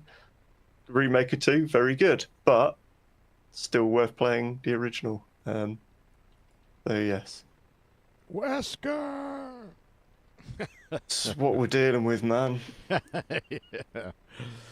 Speaking of old games, go on. I was going to say, to be fair, Capcom are making a shit lot of money out of remakes of Resident Evil. Got themselves onto a money train there. But yeah, I mean, you might as well still offer them on GOG. If GOG wants to take it on, it seems a no-brainer. But it's almost like that segue was a no-brainer. GOG uses private investigators to track down classic game IP holders. It's a fairly short article. I don't think there's too much new in there, but it's just interesting. The owner, is he the owner, president, or whatever of GOG, talks about tracking down, original classic game IP holders, preserving games. He's saying it's not just a case of, well, they won't launch anymore on new hardware. Maybe they won't work with new controllers, that kind of thing. Those kind of problems they face, and finding the owners. So fairly short article, but interesting. And I've got, I think, about 30 games on GOG, something like that. And now I can play them on my Steam Deck again, as long as I don't update the fucking thing again. But yeah, interesting. What else was I going to say about that? Can't remember. But yeah, lots of stores at the moment. Got Black Friday sales on, so I'm looking around for a few maybe newer things to pick up, just that pique my interest. So Yes. I'd probably prefer to get things on Steam just for simplicity for the Steam Deck, but then, I don't think they. I mean, the GOG stuff I can download. It's DRM free. I've got the installers for them all, archived. Whereas Steam, it's slightly different, and I don't know if I trust Steam as much as I trust GOG. Yeah, they've always said that if they are gonna things are gonna go offline, then they will allow you time to download like non-DRM versions of all of your content. But whether that actually, if shit hits the fan, are they really going to implement that? That sounds like a lot of effort and time and money. Yeah, it does, doesn't it?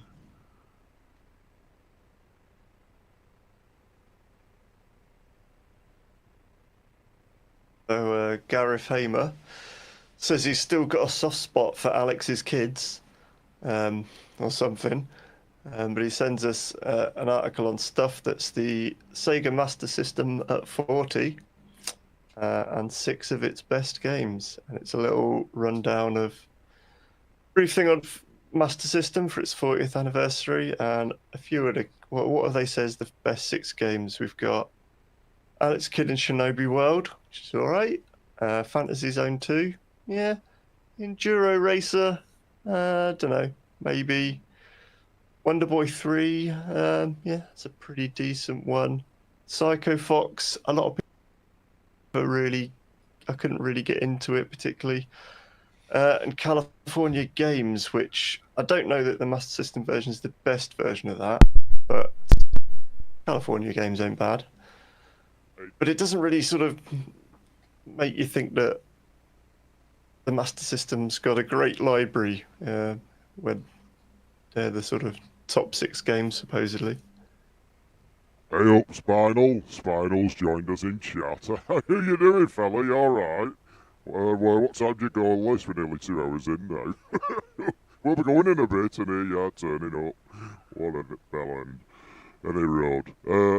What I was going to say about California Games on the Master System is that Eddie loves it. He thinks it's fantastic. He plays it on his main cab all the time.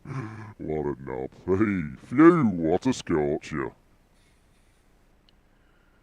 Remember the Sega Betical project? What happened to that, eh? I don't know. The Brown Ben.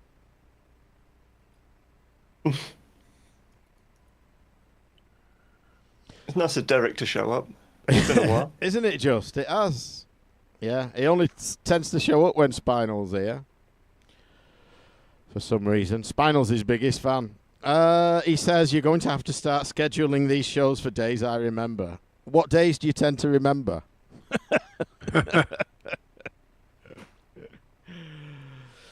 Doom drama. What's the Doom drama? Oh, I started reading Doom Guy, John Romero's book. Did a couple of chapters. I'll dip in and out of it. I'm not going to sit and read it all in one go. It's quite a big book. But yeah, interesting. Still on his early family life stuff. But yeah, I've read Masters of Doom years ago. Did that as a research exercise for the interview I did with him at Cambridge. But yeah, Doom Guy, loving it so far. Did Doom Guy last year, I think it was. Might have been the year before. I can't remember. But yeah, really enjoyed it. Thought it was quite a good read. Yeah. Book-wise, just quickly, I just read, Butler will be proud, I just read Mortal Engines last month, thinking about it. That was quite good, not bad. So, you see why likes that. What's Mortal Engines? Educate us.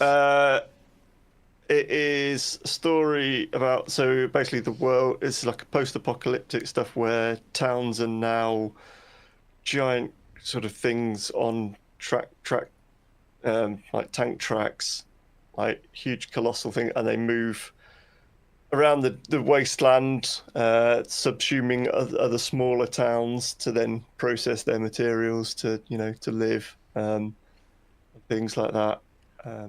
and it's all very sort of like the weird little societies in these little towns, big huge towns that travel around the world, and there's obviously then stories of outcasts and drama and like restoring old technology from the previous days and using it for bad, and people trying to stop that and such forth.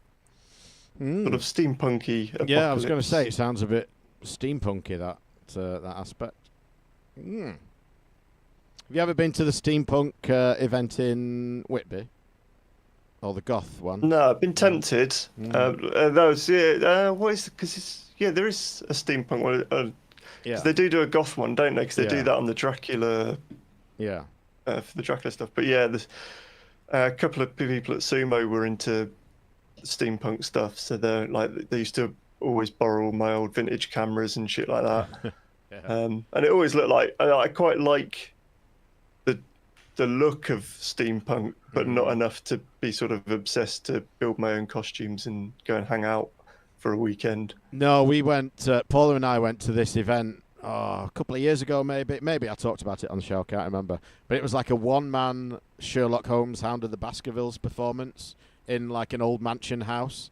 The guy was fantastic, the setting was fantastic, and there were a couple there in steampunk outfits, and they just looked amazing. Like, you could have got away with his suit apart from the hat with the goggles on, like his waistcoat and his cravat and his pants and just the boots and all of that. Just as an outfit, it was fantastic. But yeah, I love the premise of it. I'm not going to start dressing up in it, but it's a fascinating scene. I will go up to Whitby one weekend for the steampunk. Not so mad about the goth. I mean, it'd be good to get into the vibe, I guess, of the whole Dracula thing up in Whitby. But yeah. There's a guy from work goes to them with his camera, but that's because he's a pervert.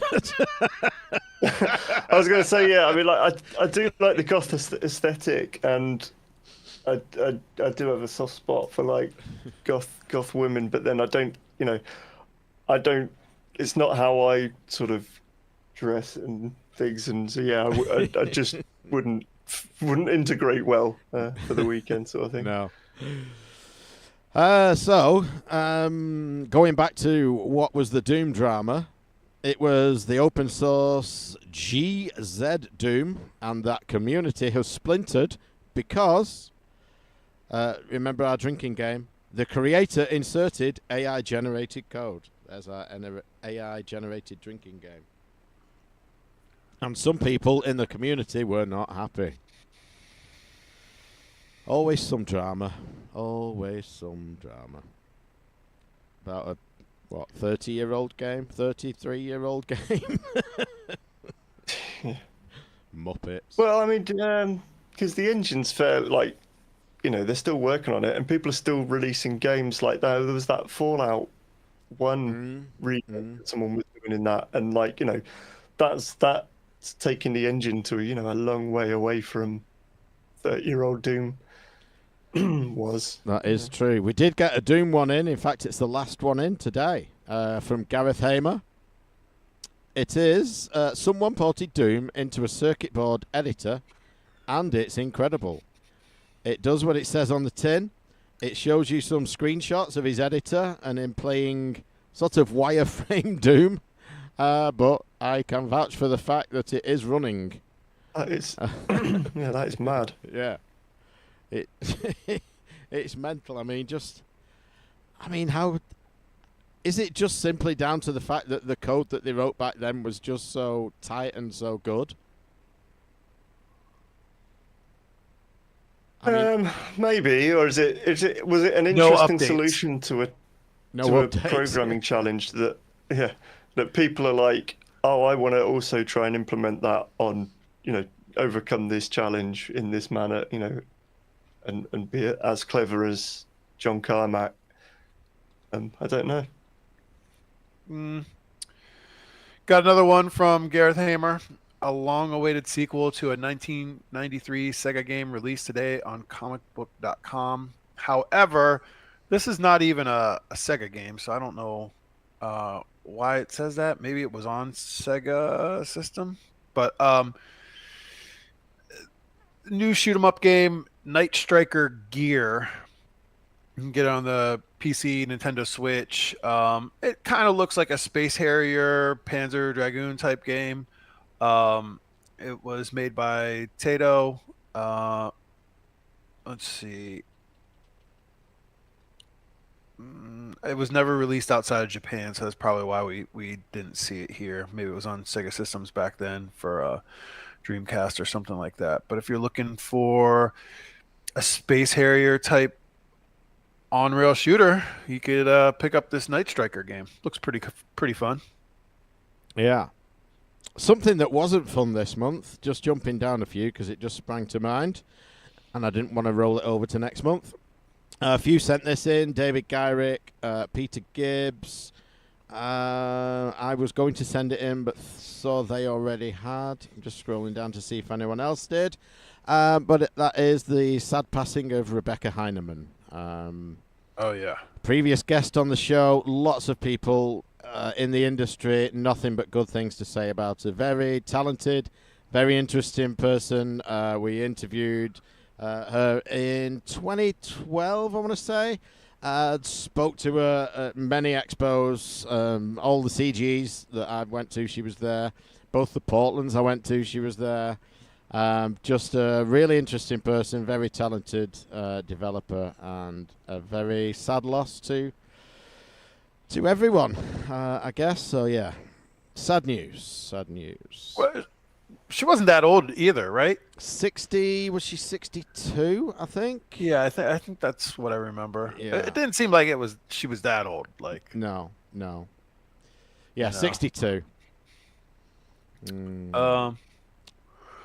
Got one here because this is one of my favorite games. Peter O'Brien sent in that Castlevania is now being ported to the 2600. We talk about these time to time when people do sort of devolved ports, where you get Halo running on the 2600 or whatever. So this one looks pretty good. They're able to get Castlevania kind of running. Let's see. Special thanks to Hardroop's VCS Game Maker.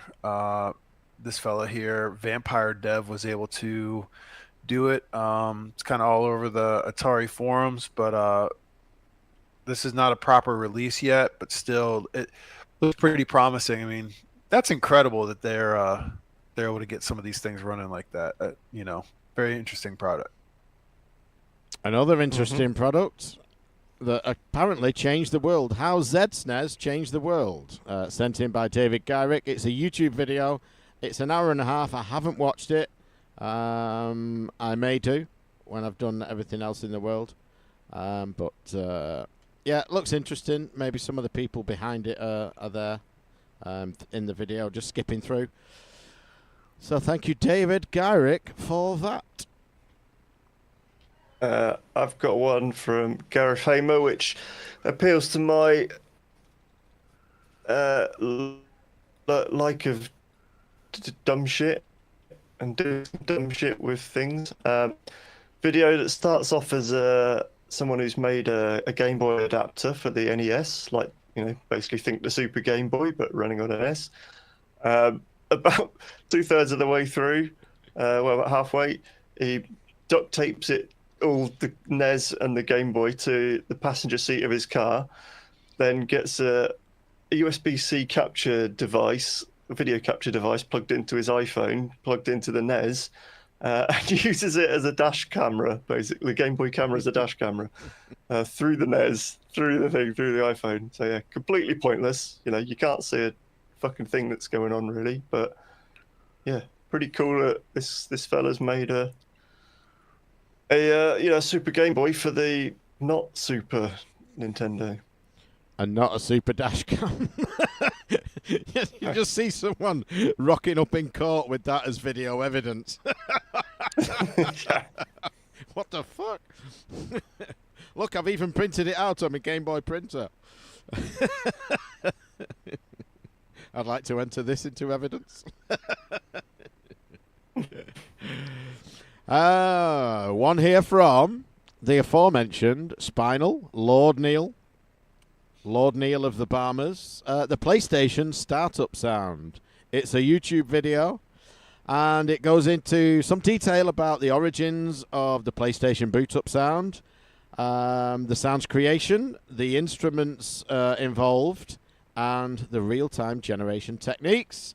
Unexpectedly, dun dun dun, the sound also features error variations triggered by disk read issues. Yeah, I was just reading down some of the comments. I still adore this sound. Reminds me of much simpler and happier times. They were simpler. Were they happier? I don't know. Maybe. Well, following the budget the other day, probably. Well, maybe. I think I've followed along, brought up a number of the Nintendo 64 recompilation projects in the past. Played through Majora's Mask myself. That was a very good experience playing that. One of the latest ones is Duke Nukem 0 Hour, which was an N64 exclusive version of like the 3D Duke Nukems, which has now been uncompiled, recompiled, so it's now playable on PCs with the enhancements that brings rather than just emulating it. So yeah, if you fancy chewing some gum and kicking some ass, that is another way you can do it now. Yeah, more recently we got a couple of other N64 ones. One was from not Dave Lankey. I was just on it a minute ago. Where's it gone? Gareth Hamer, Super Mario 64, the N64 game, obviously, running on a PlayStation. That is an article with screenshots and a YouTube video, so you can watch that. And the other one was from Gareth Hamer again. The arms dealer's Nintendo 64 will be fully unveiled on Black Friday. So I was curious about this. Who is the arms dealer and why is he making an N64? Palmer Luckey. Yes. Palmer Luckey. And he made that. Do you remember the chromatic Game Boy that he made? Yes. Yeah. Probably about a year ago, that metal Game Boy. So yeah, he's making an N64. Is he an arms dealer? Is that his main trade? I don't. Yeah, he is. Yes. Yeah, he has a company called Anvil. He was what? Sorry. He has a company called Anvil, and he's making like high-tech super weapons now. Right. Wow. Is he popular? Is he not popular? Because this article sounds like it's kind of taking the piss a bit. He's gotten pretty conservative. I'd say I think he was a Trump guy, pretty early on and stuff like that. And I think it's ruffled some people. I think a lot of the tech industry people, he essentially got fired from Facebook for posting some conservative stuff. Right. And there was kind of a bit of a backlash. So I think he's just one of those, when you're very open about your political leanings, you're going to piss off half the people, right? Yeah, you're going to lose half your customer base. Yeah. The top of the article on Gizmodo, it says, Palmer Luckey, the founder of Oculus and inventor of the original Rift VR headset, who then took his Facebook fortune to establish Anduril, a company that makes weapons of war and U.S. surveillance apparatuses, wants to sell you a Nintendo 64 for $200. Okay, calm down. Yeah, okay. I guess it's cheaper than the analog 64s. It is. The analog 64s just come out, and that's expensive.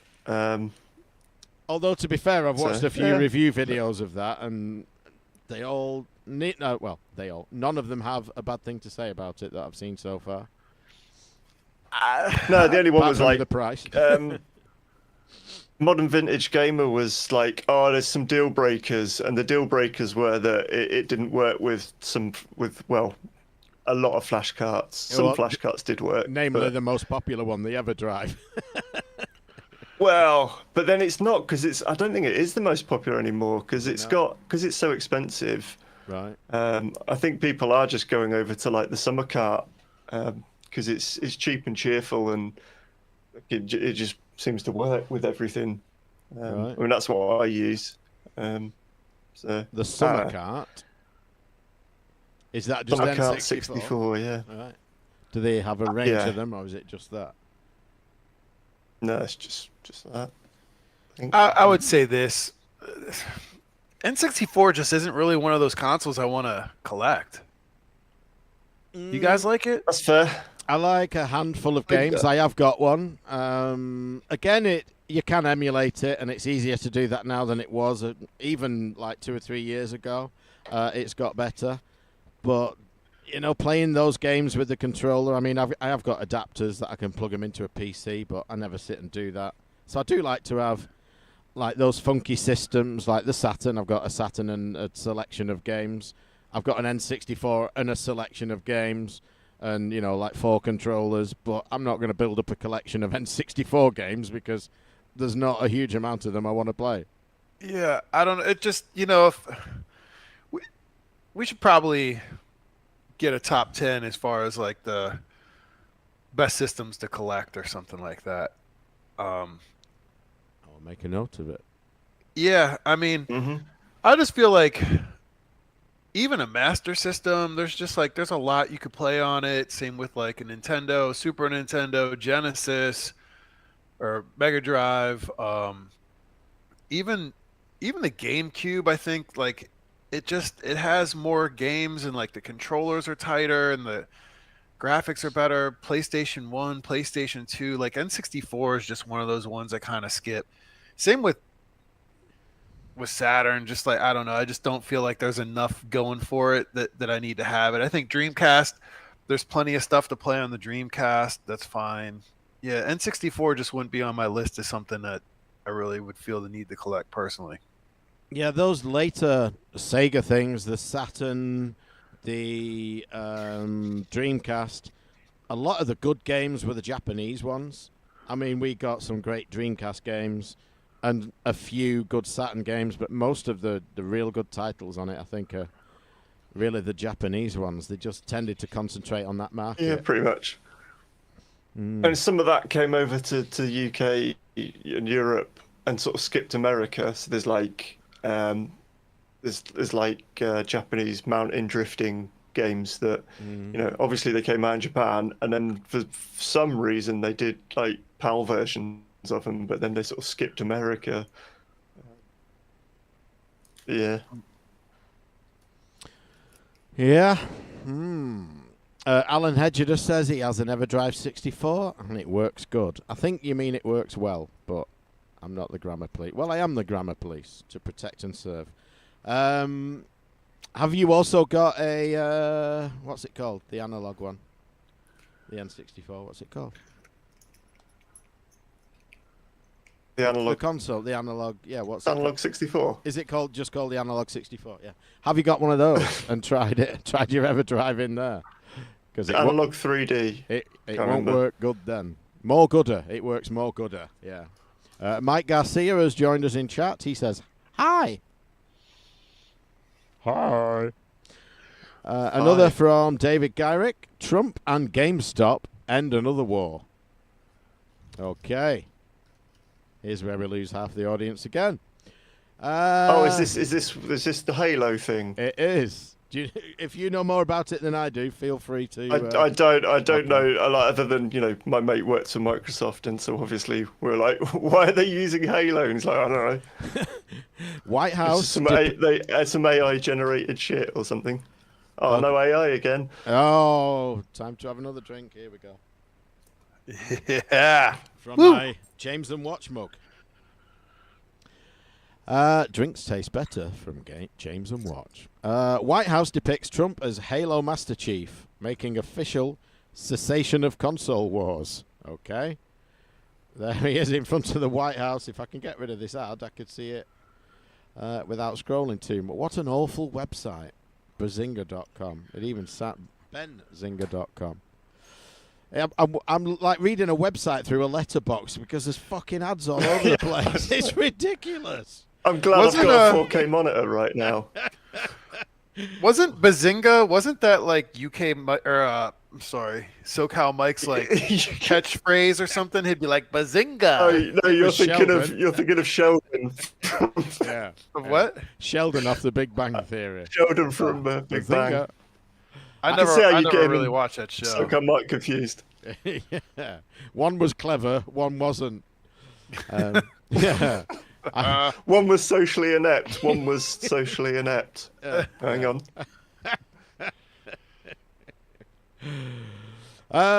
This story. I can't read it on this website.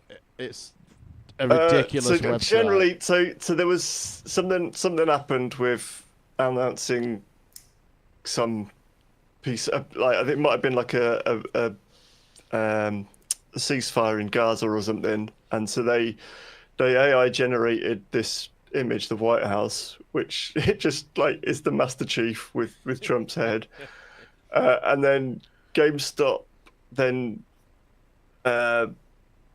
picked it up and decided to do a thing, another press release about off the back of it, saying the console, they've declared the console wars are over.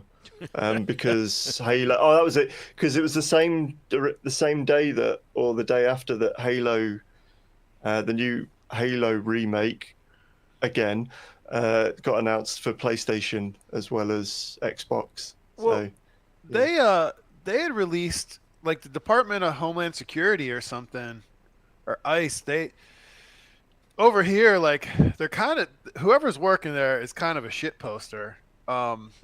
Whether or not you agree with what they're doing with, like, rounding up illegal immigrants and scooping them off the streets here, you have to at least appreciate the god tier level trolling that they're doing. Yeah. Because, like, they're posting videos of, like, it's like a Pokemon remix of, like, Gotta Catch 'Em All, and then they're, like, mixing in, like, ICE agents, like, raiding bodegas. I remember that. Yeah, it's crazy. And then, like, in my town, just last week, they had, ICE was here scooping people up out of, like, like hardware store parking lots where a lot of people are, like, day workers and stuff and come do odd jobs. And, like, there's a whole section of the city that's a lot of, immigrants, undocumented. And they're arresting them. And something like in my county, I think they said there was over 29,000 kids absent from school that, like, last week because of, like, that's how that's a pretty big number. 29,000 kids didn't go to school because they were worried that, them or their parents would get scooped up. And then they were posting a picture of, like, a map of Charlotte with all the traffic that you would normally see with, like, red and yellow lines indicating, like, heavy traffic flows. And then Homeland Security posted, like, before ICE, after ICE, and it was, like, the traffic flow picture, and it showed, like, the city with, like, all green lines around it because there was, like, hardly any traffic, and then it just said, like, you're welcome. And it's like they're totally shitposting. It's like kind of unbelievable that they do that stuff. So I'm not surprised by the Halo Master Chief. I mean, they used the Pokemon thing. I'm surprised Nintendo didn't have, like, a stroke whenever they saw that. Yeah. Lawsuit incoming. Yeah. I'm worried about going to school because I'm here illegally. Cause and effect. But if you want to, I love it when, like, businesses or, serious outlets just have a sense of humor. Like, go on Twitter for Wendy's, the burger joint, the fast food joint. They have some just real talented people running that account. Like, people will now send Wendy's, at them or tweet them or whatever you call it these days, X them.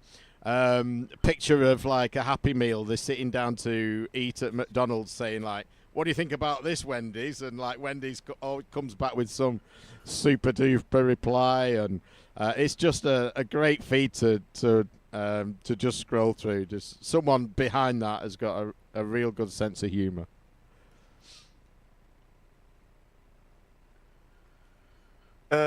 I've got one here that I sent in, which is a book I've put on my Christmas wish list that someone might hopefully will buy me. It is a book called The Game Boy Coding Adventure, and it is a new book that sort of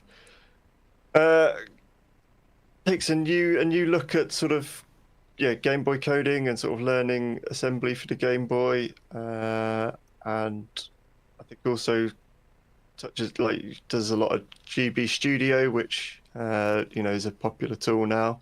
It's been sort of, I think, has been out more recently than all the older sort of the old online text and stuff about coding for the Game Boy. So yeah, it's looks like an interesting book on getting some more knowledge on coding Game Boy stuff, which Does this mean we're going to get Race Invaders? I never really saw that as a Game Boy game, but I thought you I've did. wanted I thought to do it was. a driving engine. No, I can't remember what I was going to do, what I decided I was going to do it as, but I've thrown a few sort of Game Boy ideas around in my head years ago, and then sort of fell off it a bit. So CG Adventures. maybe I'll get back in.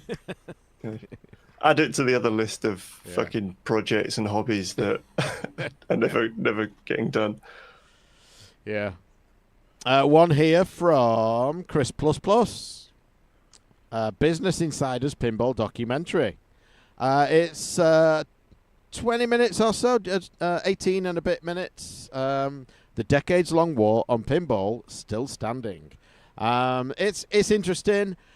If you're a long-time listener of the show, maybe you won't learn too much. It goes into the history of the legalities. Oh, it's a gambling game. Oh, there's a court case. It's not. It's a game of skill. It's legal again. But interesting. The rise and fall and rise again of pinball, I think someone termed it later. But yeah, interesting. Fairly short video. You should enjoy. Got one here that was sent in from Andrea Contato. Andrea Contato. Yeah. Thanks, Andrea. Reaching out to share the news about my new book, Rebels, Pirates, and Tentacles, The Story of LucasArts. It's deeply researched nonfiction book about the history of the company's early years, from 83 to 90. The book explores how Lucasfilm Game Group was formed and how the great groundbreaking titles were developed and the creative technological innovations that made LucasArts legendary. Currently on Kickstarter, of course, and it reached its funding goal within 24 hours. It would be awesome if you could create a little short news item about it. So you got it. We are reading about your Kickstarter right here. And here there's a link to it. And wow, $35,000. The goal was $5,794. Odd number. But 367 backers. It would have been done in euros. Maybe it was a round number in euros because the guy's in Italy. Okay. It looks like... And this is volume 3, so stage 3, so he's already done 1 and 2. This is from 1985 until 1989, so I'm guessing he's already done 1 and 2. Oh, yeah, because you can get a bundle with some of the other books and stuff like that. But, yeah, I mean, good for you. It's been backed completely successfully. The books are available in both English and Italian. And I think this is a word to Mike James during his retirement. If he's going to write a book, you should just write about Star Wars shit and you'll make a lot of money. We have talked about that, haven't we? Yeah. It's my exit strategy. just you could just use AI, right? Write a bunch of gobbledygook on have it shit out like a couple hundred pages on Star Wars and LucasArts and shit like that. Let's throw it on Kickstarter. Next step, profits. Yeah, I'll make a cover for it. We'll put some graphics on it, a little video, and profits. Beautiful. Just while you were talking about that, gone over to the Vectrex Mini Kickstarter. Only 3 days left to go. 4,738 backers. And in pounds, it had a £96,295 pound goal. It's on £835,676. So what's that in dollars? Well over $1 million. It was a million the other day. 1.1 million right now. Wow, that's crazy. Crazy. And there will be more. As I said at the top, there will be more from David once he's got You the think Vectrex this one's Mini going to out the actually door. make it? Yes, I do. Yeah. From what I've seen so far, that what he's got, what we know is in it, it's pretty much off the shelf parts. He's not hiding anything. He's not saying, well, oh yes, it'll do that. Yes, it'll do that. He knows what it'll do, and that's what it's going to do. And this is his sort of foundation, if you like. I'm pretty sure we'll see a full-size one once these are out the door.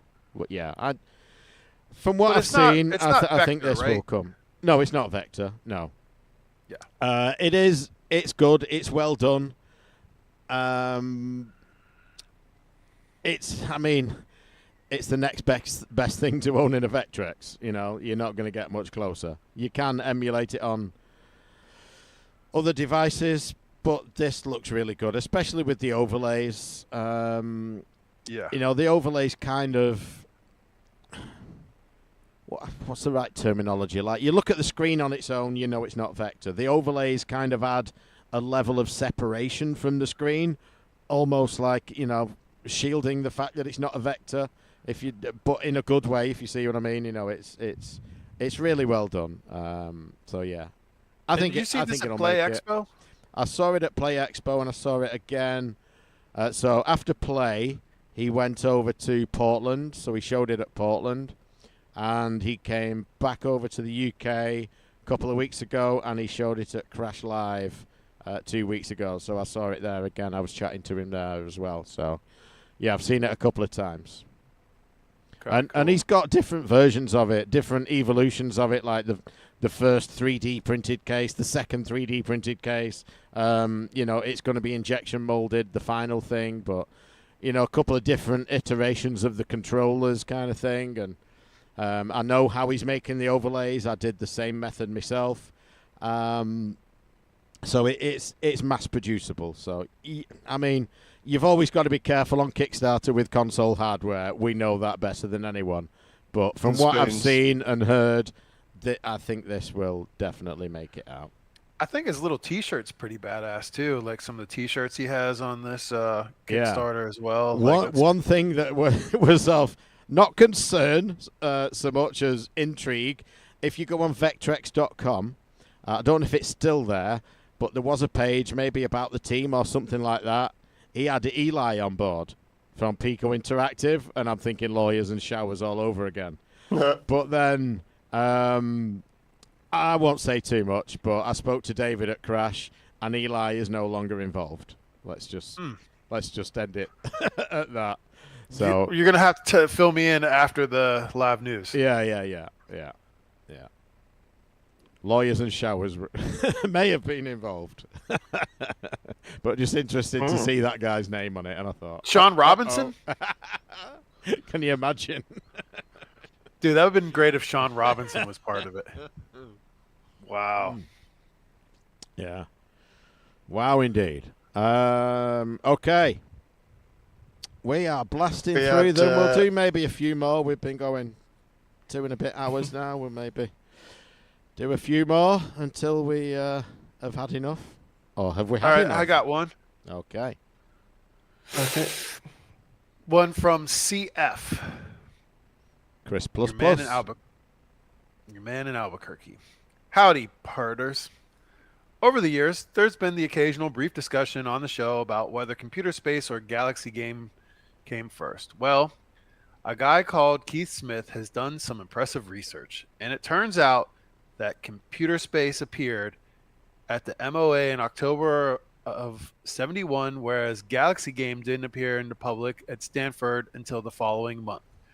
Granted, the article which Smith wrote for this his weblog, The Golden Age arcade historian is 9 years old, but it's fascinating for other reasons as well, and provides not only true research that I've been able to see about the particular sequence of events.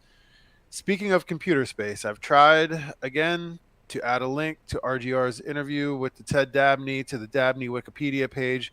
We'll see if it sticks this time. It should be made very public, damn it. It's the only podcast interview ever conducted with the man, unless I'm mistaken. Anyway, here's the Galaxy Game article I mentioned above, and he has a link to it. Thanks, Chris++. Thank you, Chris++. I don't know if it's the only podcast interview. I know he live streamed into an expo, and that was released as a video. Maybe not quite the same thing. So I don't know of any other podcast interview. So I wouldn't claim that, but if it's true, I'll be all over it. You just do the Carlsberg, don't you? You just say probably the only podcast interview in the world. Yeah. Or the best podcast interview with Ted Dabney, because it was.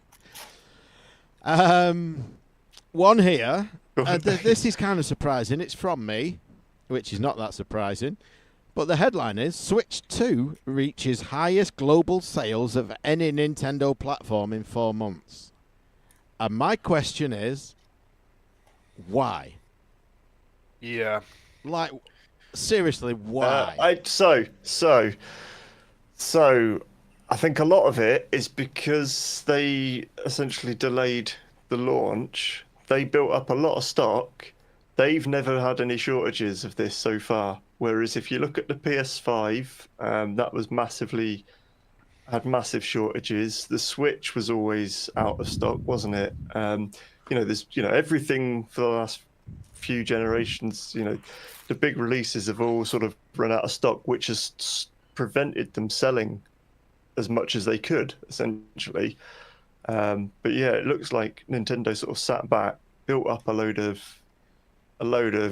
stock in the channels, and then Big they've load. just been able to just keep selling through. And people were kind of hyped about it, I think, as well. They're probably feeling a bit burnt maybe now that it's not been a great deal sort of going on it. It's it started off reasonably strong for me, but it's kind of I'm even Metroid Prime 4 next week. I'm kind of like, well, I never finished 2. Just the fact that it's got which has 4 stopped me in from the playing name. 3. Well, it's like, so I mean, I could just go back. I could pay 70 quid to play Metroid Prime 4, or I could play a lot of the other games I'm going to play. And there's other Metroid Prime games that I want to get to, and so I could just do that, and I've already gone. Yeah. So, yeah. See, that explains the modern stuff. But I'm thinking back to the Wii, which just so gangbusters. It was something new. It was exciting. It hit our generation at exactly the right time when we had time and money. Our kids had grown up, for the most part, obviously, generalising. But for the most part, the generation of people who'd grown up with NES and Ataris and before that were now 40-somethings, kids maybe, a bit more self-supportive, in school, had a disposable income, you had time, the Wii just hit the sweet spot. I am so surprised this has sold more than the Wii. We had shortages. Well, Yeah, but I mean, if you're looking at this is specifically the first 4 months. So Yeah, what they've exactly, done that's is what I made mean. a load. So and the Wii. But over the first year, Yeah. I can't see this selling more than the Wii in its first year. Not over time it will be, but like I say, because it's 4 months, It's a the bullshit Wii, story. it sold through everything in the first 2 weeks, and then there was dribs and drabs of stock for the next 4 months. There was never really anything to sell, so they didn't sell as much. Do you know what I mean? Whereas this, they had 4 months worth of stock, so they've just been able to sell it freely. And yeah, I mean, Spinal in chat says if they only measure 4 months, then Nintendo probably weren't selling any other consoles in that time. They sold more Switches last summer than they sold SNESes. No news there. yeah. I mean, as I'm out and about at public things, when I'm when I'm at volleyball events with my daughter, and like parents have to bring like the younger sibling and stuff like that. So many of them have Switches, Switch 2s, you know what I mean? Like I think it's like an easy thing to give somebody and not have to give them an iPad. They can put some games on there, and I feel like the games are probably more entertaining and easier to do in some of these convention centers that where you might not have internet and things like that. It's been very disappointing to me as a console. We just really don't. We play more Tears of the Kingdom on it than anything else. You know, I thought the Donkey Kong game was terrible. I've heard that from others. Yeah, the high. I really liked it, but We've not finished it, and it was boring. Was Super Mario Wonder on it? No. No. that was old Switch. What was the launch game that? Mario Kart World. Okay, yeah, Mario Kart World. And like I've said, I'm not like the biggest Mario Kart person. It's fine. It's decent. You know, the graphics are better than 8, I guess. There's a lot to do, but it just, I don't know. To me, it wasn't something I needed to buy the system for. The Switch, the first one, when Breath of the Wild came out, I mean, I've said multiple times, I would have bought that system just to play that game, you know, and the fact that I got 2 of them on it was fantastic. And there were some other little things that kind of trickled in there. This one just seems to be struggling. Like there's really not a whole lot to play on it. I mean, I guess maybe if you had missed Cyberpunk and some of these other games on another system, makes sense, but really nothing new. I'm looking forward to Metroid, but is there anything else even on the horizon, like in the next year or two, that we're looking forward towards? I don't know. Don't think so yet. They've not really said much. You know, there's no Mario, be it 2D or 3D, coming along. See, the people I know who have Really- them are playing stuff that's available elsewhere, like Silk Song and stuff like that. Well, yeah, I mean, I was going to say it's a good way to play Silk Song, like portably, I guess, if you don't have a PC handheld.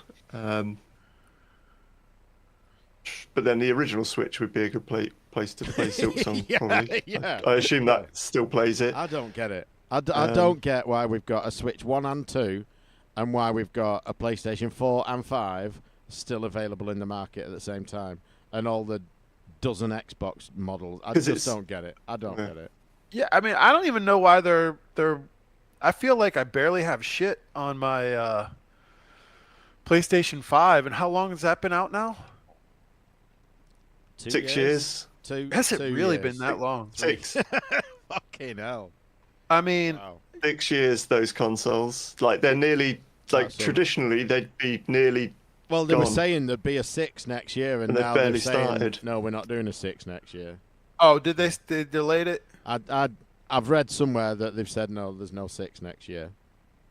I can't remember where it was.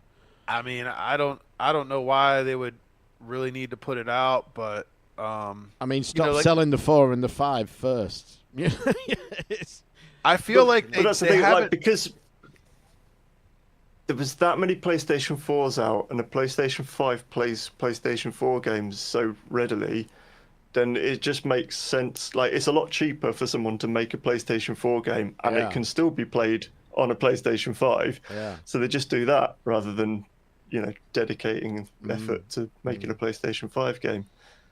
It's mental. It's mental. It really is. Don't mean, but, understand it. You know, you got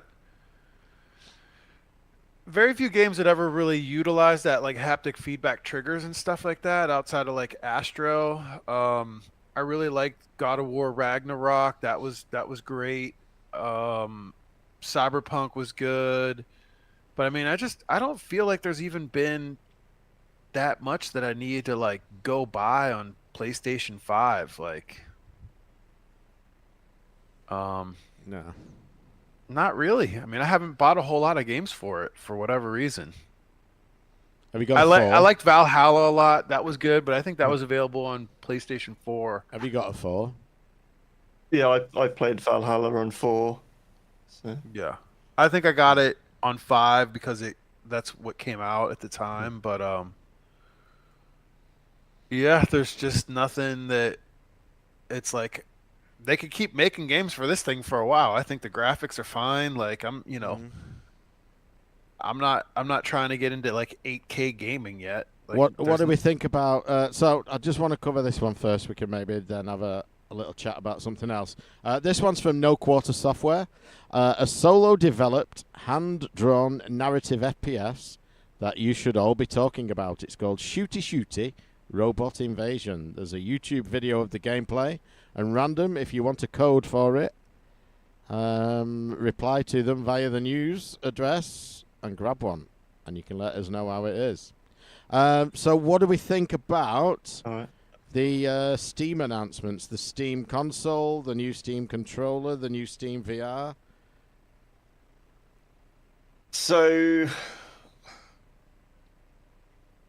terms of the console/PC, everyone's getting a bit upset that it's not kind of going to be price disruptive like the Steam Deck was. Mm-hmm.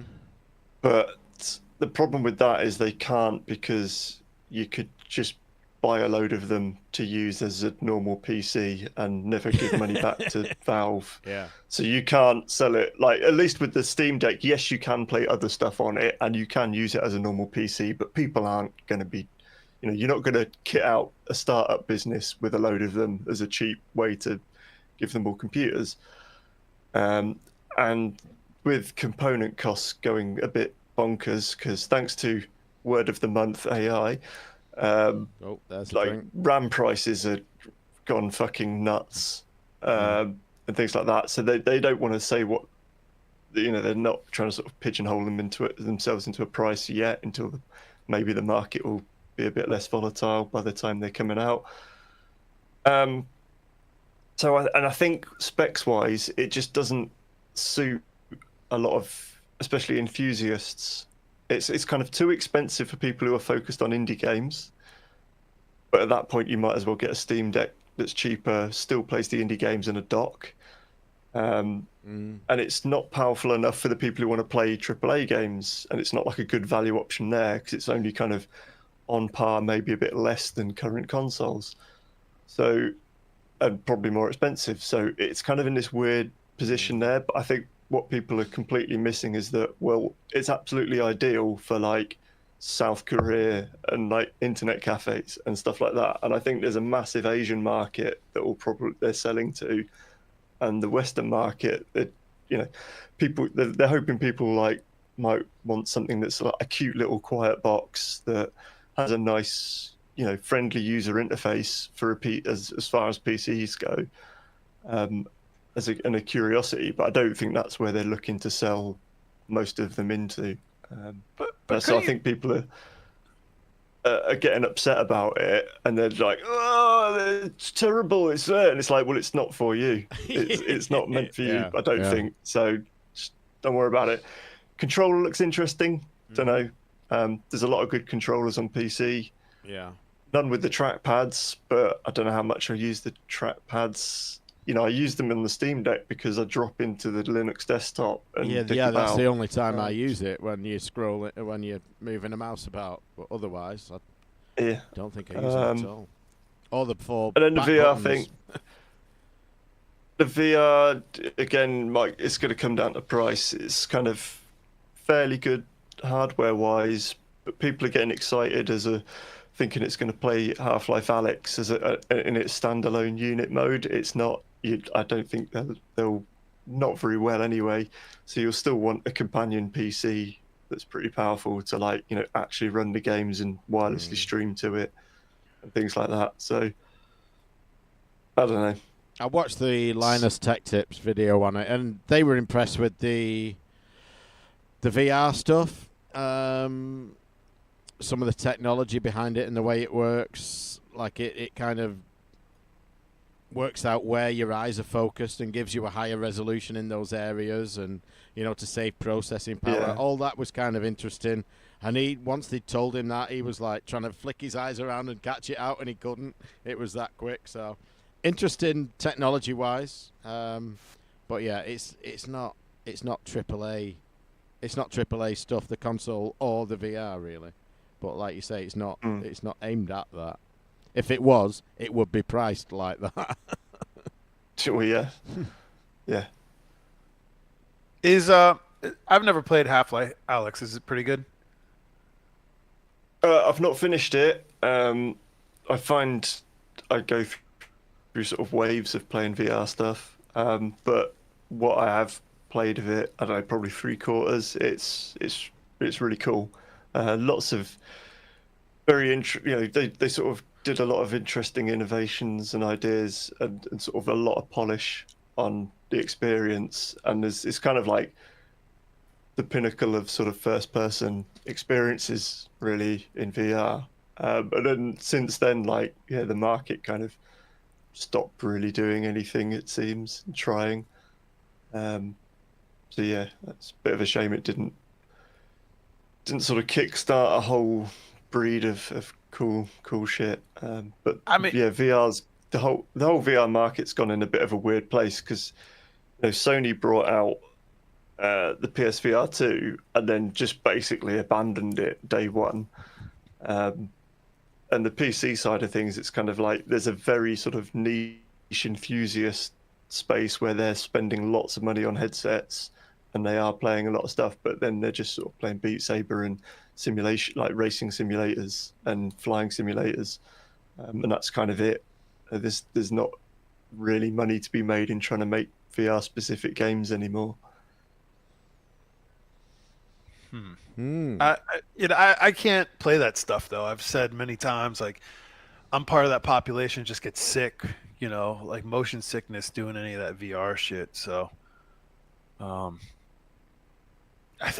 know there's like, I think it's like 10% of the population or something can't play that shit. Yeah, spastics. The blind. Yeah. Should we do one more each and then get out of here? Okay. Yeah, sure. I sent one in. Physical Wipeout Racetrack. I thought it would be more impressive, to be honest. It's on time extension, and it's one man who has built a physical Wipeout racetrack, and it uses Carrera's hybrid system, which we've heard Scott talk about in Hardware Flashback. And we talked about it in news as well, because we looked into it when he was over here. And yeah, it's a guy who's made a Wipeout track and some modified vehicles that are similar to the Wipeout vehicles. Cool. Yeah, it'd be better if you'd engineered a maglev Hot Wheels track and yeah, done it properly. So. I think but so, yeah. So yeah, I had some Mr. FPGA news earlier, and we've also talked about dead consoles a little bit. And people like Eli getting kicked out of no longer with projects. This is a story that dropped that the Mars FPGA console dream is now officially dead because one of the developers just disappeared apparently, and the project has been on ice since then. And then the rest of the team was basically ghosted by him, couldn't continue on working on it anymore, and it seems like it's all fallen apart. This was going to be the sort of the FPGA system that was going to be powerful enough to do Dreamcast and things like that. So seems like that has gone down. Oh, can I do another quick one? Go on then. This was good. We'll bend the rules. Because I know you like. Well, it's a shame Scott's not here because he also loves Dizzy. But there is Codemasters just chucked 167 of their old games up to and including PS1 era onto an official browser portal where you can play them. So you can guess play who was all playing your Dizzy Dizzy games. the other day? It works. I can vouch for it. Yeah, it's a really interesting thing they've done. Yeah, I love the idea of it. Maybe some other companies will do a similar thing, but yeah. Dizzy in the browser. What's not to like? Show title: Dizzy in the browser. I'm gonna do 2 because he did 2. Well, So- I'm going to do another one. Okay. Quick pinball news. Spooky Pinball announced Beetlejuice pin. This one was announced earlier this month. Pretty good. It's based on the '88 comedy horror from Tim Burton, starring Michael Keaton. There's only one version available, which is just fine, right? It's $10,000. They're going to make 999 of them. Looks really good. If you like this movie, this was one that my sister and I watched this kind of all the time growing up, Beetlejuice. And they made a Beetlejuice 2 a couple years ago. It wasn't bad, but the original was just so much better. Just really oozed like Tim Burton's art style and everything. I think they really nailed it. This game looks really fun to play, and can't wait to see this one out on location. Just telegraphing a interview that's coming up in next month's show. This month you will have heard Matt Householder from Play Blackpool. Next month you will hear one of the panels I did at Crash Live with Steve Pickford, who has a Beetlejuice anecdote. No spoilers, you're going to have to wait and find out. And then we've got an interview for January as well with Malcolm Evans. And then I'm hoping to have another one for February as well. Okay, what should I do as my final one before we get out of here? I will do To the Moon Expo. Now, for those of you who don't know, the NEC is the UK's probably second largest expo space. London has the O2 Arena, which is huge. The NEC is in Birmingham, is probably the next biggest. So these cowboys were hoping to hold a video game expo in the NEC. I've never heard of it. So what publicity they were using, I do not know. You can look at the screenshot, at the pictures from the expo. There's like a table with 4 consoles on. There's a talks arena with like, I don't know, 150, 200 chairs and like 8 people sat down at the front. There's just no one at this thing. And the NEC will not be a cheap space to rent, let me tell you. So, wow. And then the arcade section, there's like 8 arcade cabs, and like at least 3 of them look like the 1-up size arcade cabs, not even, full-size cabs. It's just, it's ridiculous how bad this thing is. It's unbelievable. Some people are saying, well, they started off on the wrong foot by offending other expos and expo goers by saying, other expos do this, we're doing this. And like, no, you can't blame 8 people showing up at your expo on that. It's just, you've got to see the pictures to believe it. Unbelievable. To the Moon Expo. And that is my last one? That's it, I think. Oh, we're done. no. What? I got a free one. Oh. One free one. Oh, my Real God. quick. Everybody likes free shit. Microsoft open source Zork 1, 2, and 3, sent in from Dave Lanke. He thought that this was already essentially freeware, but now it is actually open sourced by Microsoft Open Source Blog. So there you go. You can get all 3 games off GitHub and play through old school Zork 1, 2, and 3. You can officially pirate them. So that's good. Yeah. All right. News is done. We have a few to roll over, but not many. We hammered them tonight. So thank you to everyone. You also who forgot. Go on. What? I was going to say, you forgot the big news as well from Crash, that you had a little cuddle with Kieran. An AI cuddle with Kieran. That's ridiculous, that picture.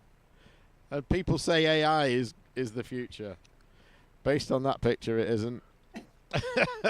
That's mental. But yes, that was obviously the big news of the month. Yeah. Me and Kieran having a virtual AI cuddle. So thank you to everyone who sent in news. Send us some more for December. Ideally, I would like to get the show out before Christmas, so hopefully you will hear it before then, and I can have a nice, lovely 2 weeks off. Thank you to everyone who joined us in chat. There were a few throughout there. A few late arrivals, including Gareth Hamer, who dropped in about 3 minutes ago. Sends us loads of news items and joins 3 minutes before we go. But anyway. So thank you for those who joined us live. Thank you for those who listened back later. And next month, we may have more Scott. Say goodnight, everybody. Good night, everybody. Good night, everyone.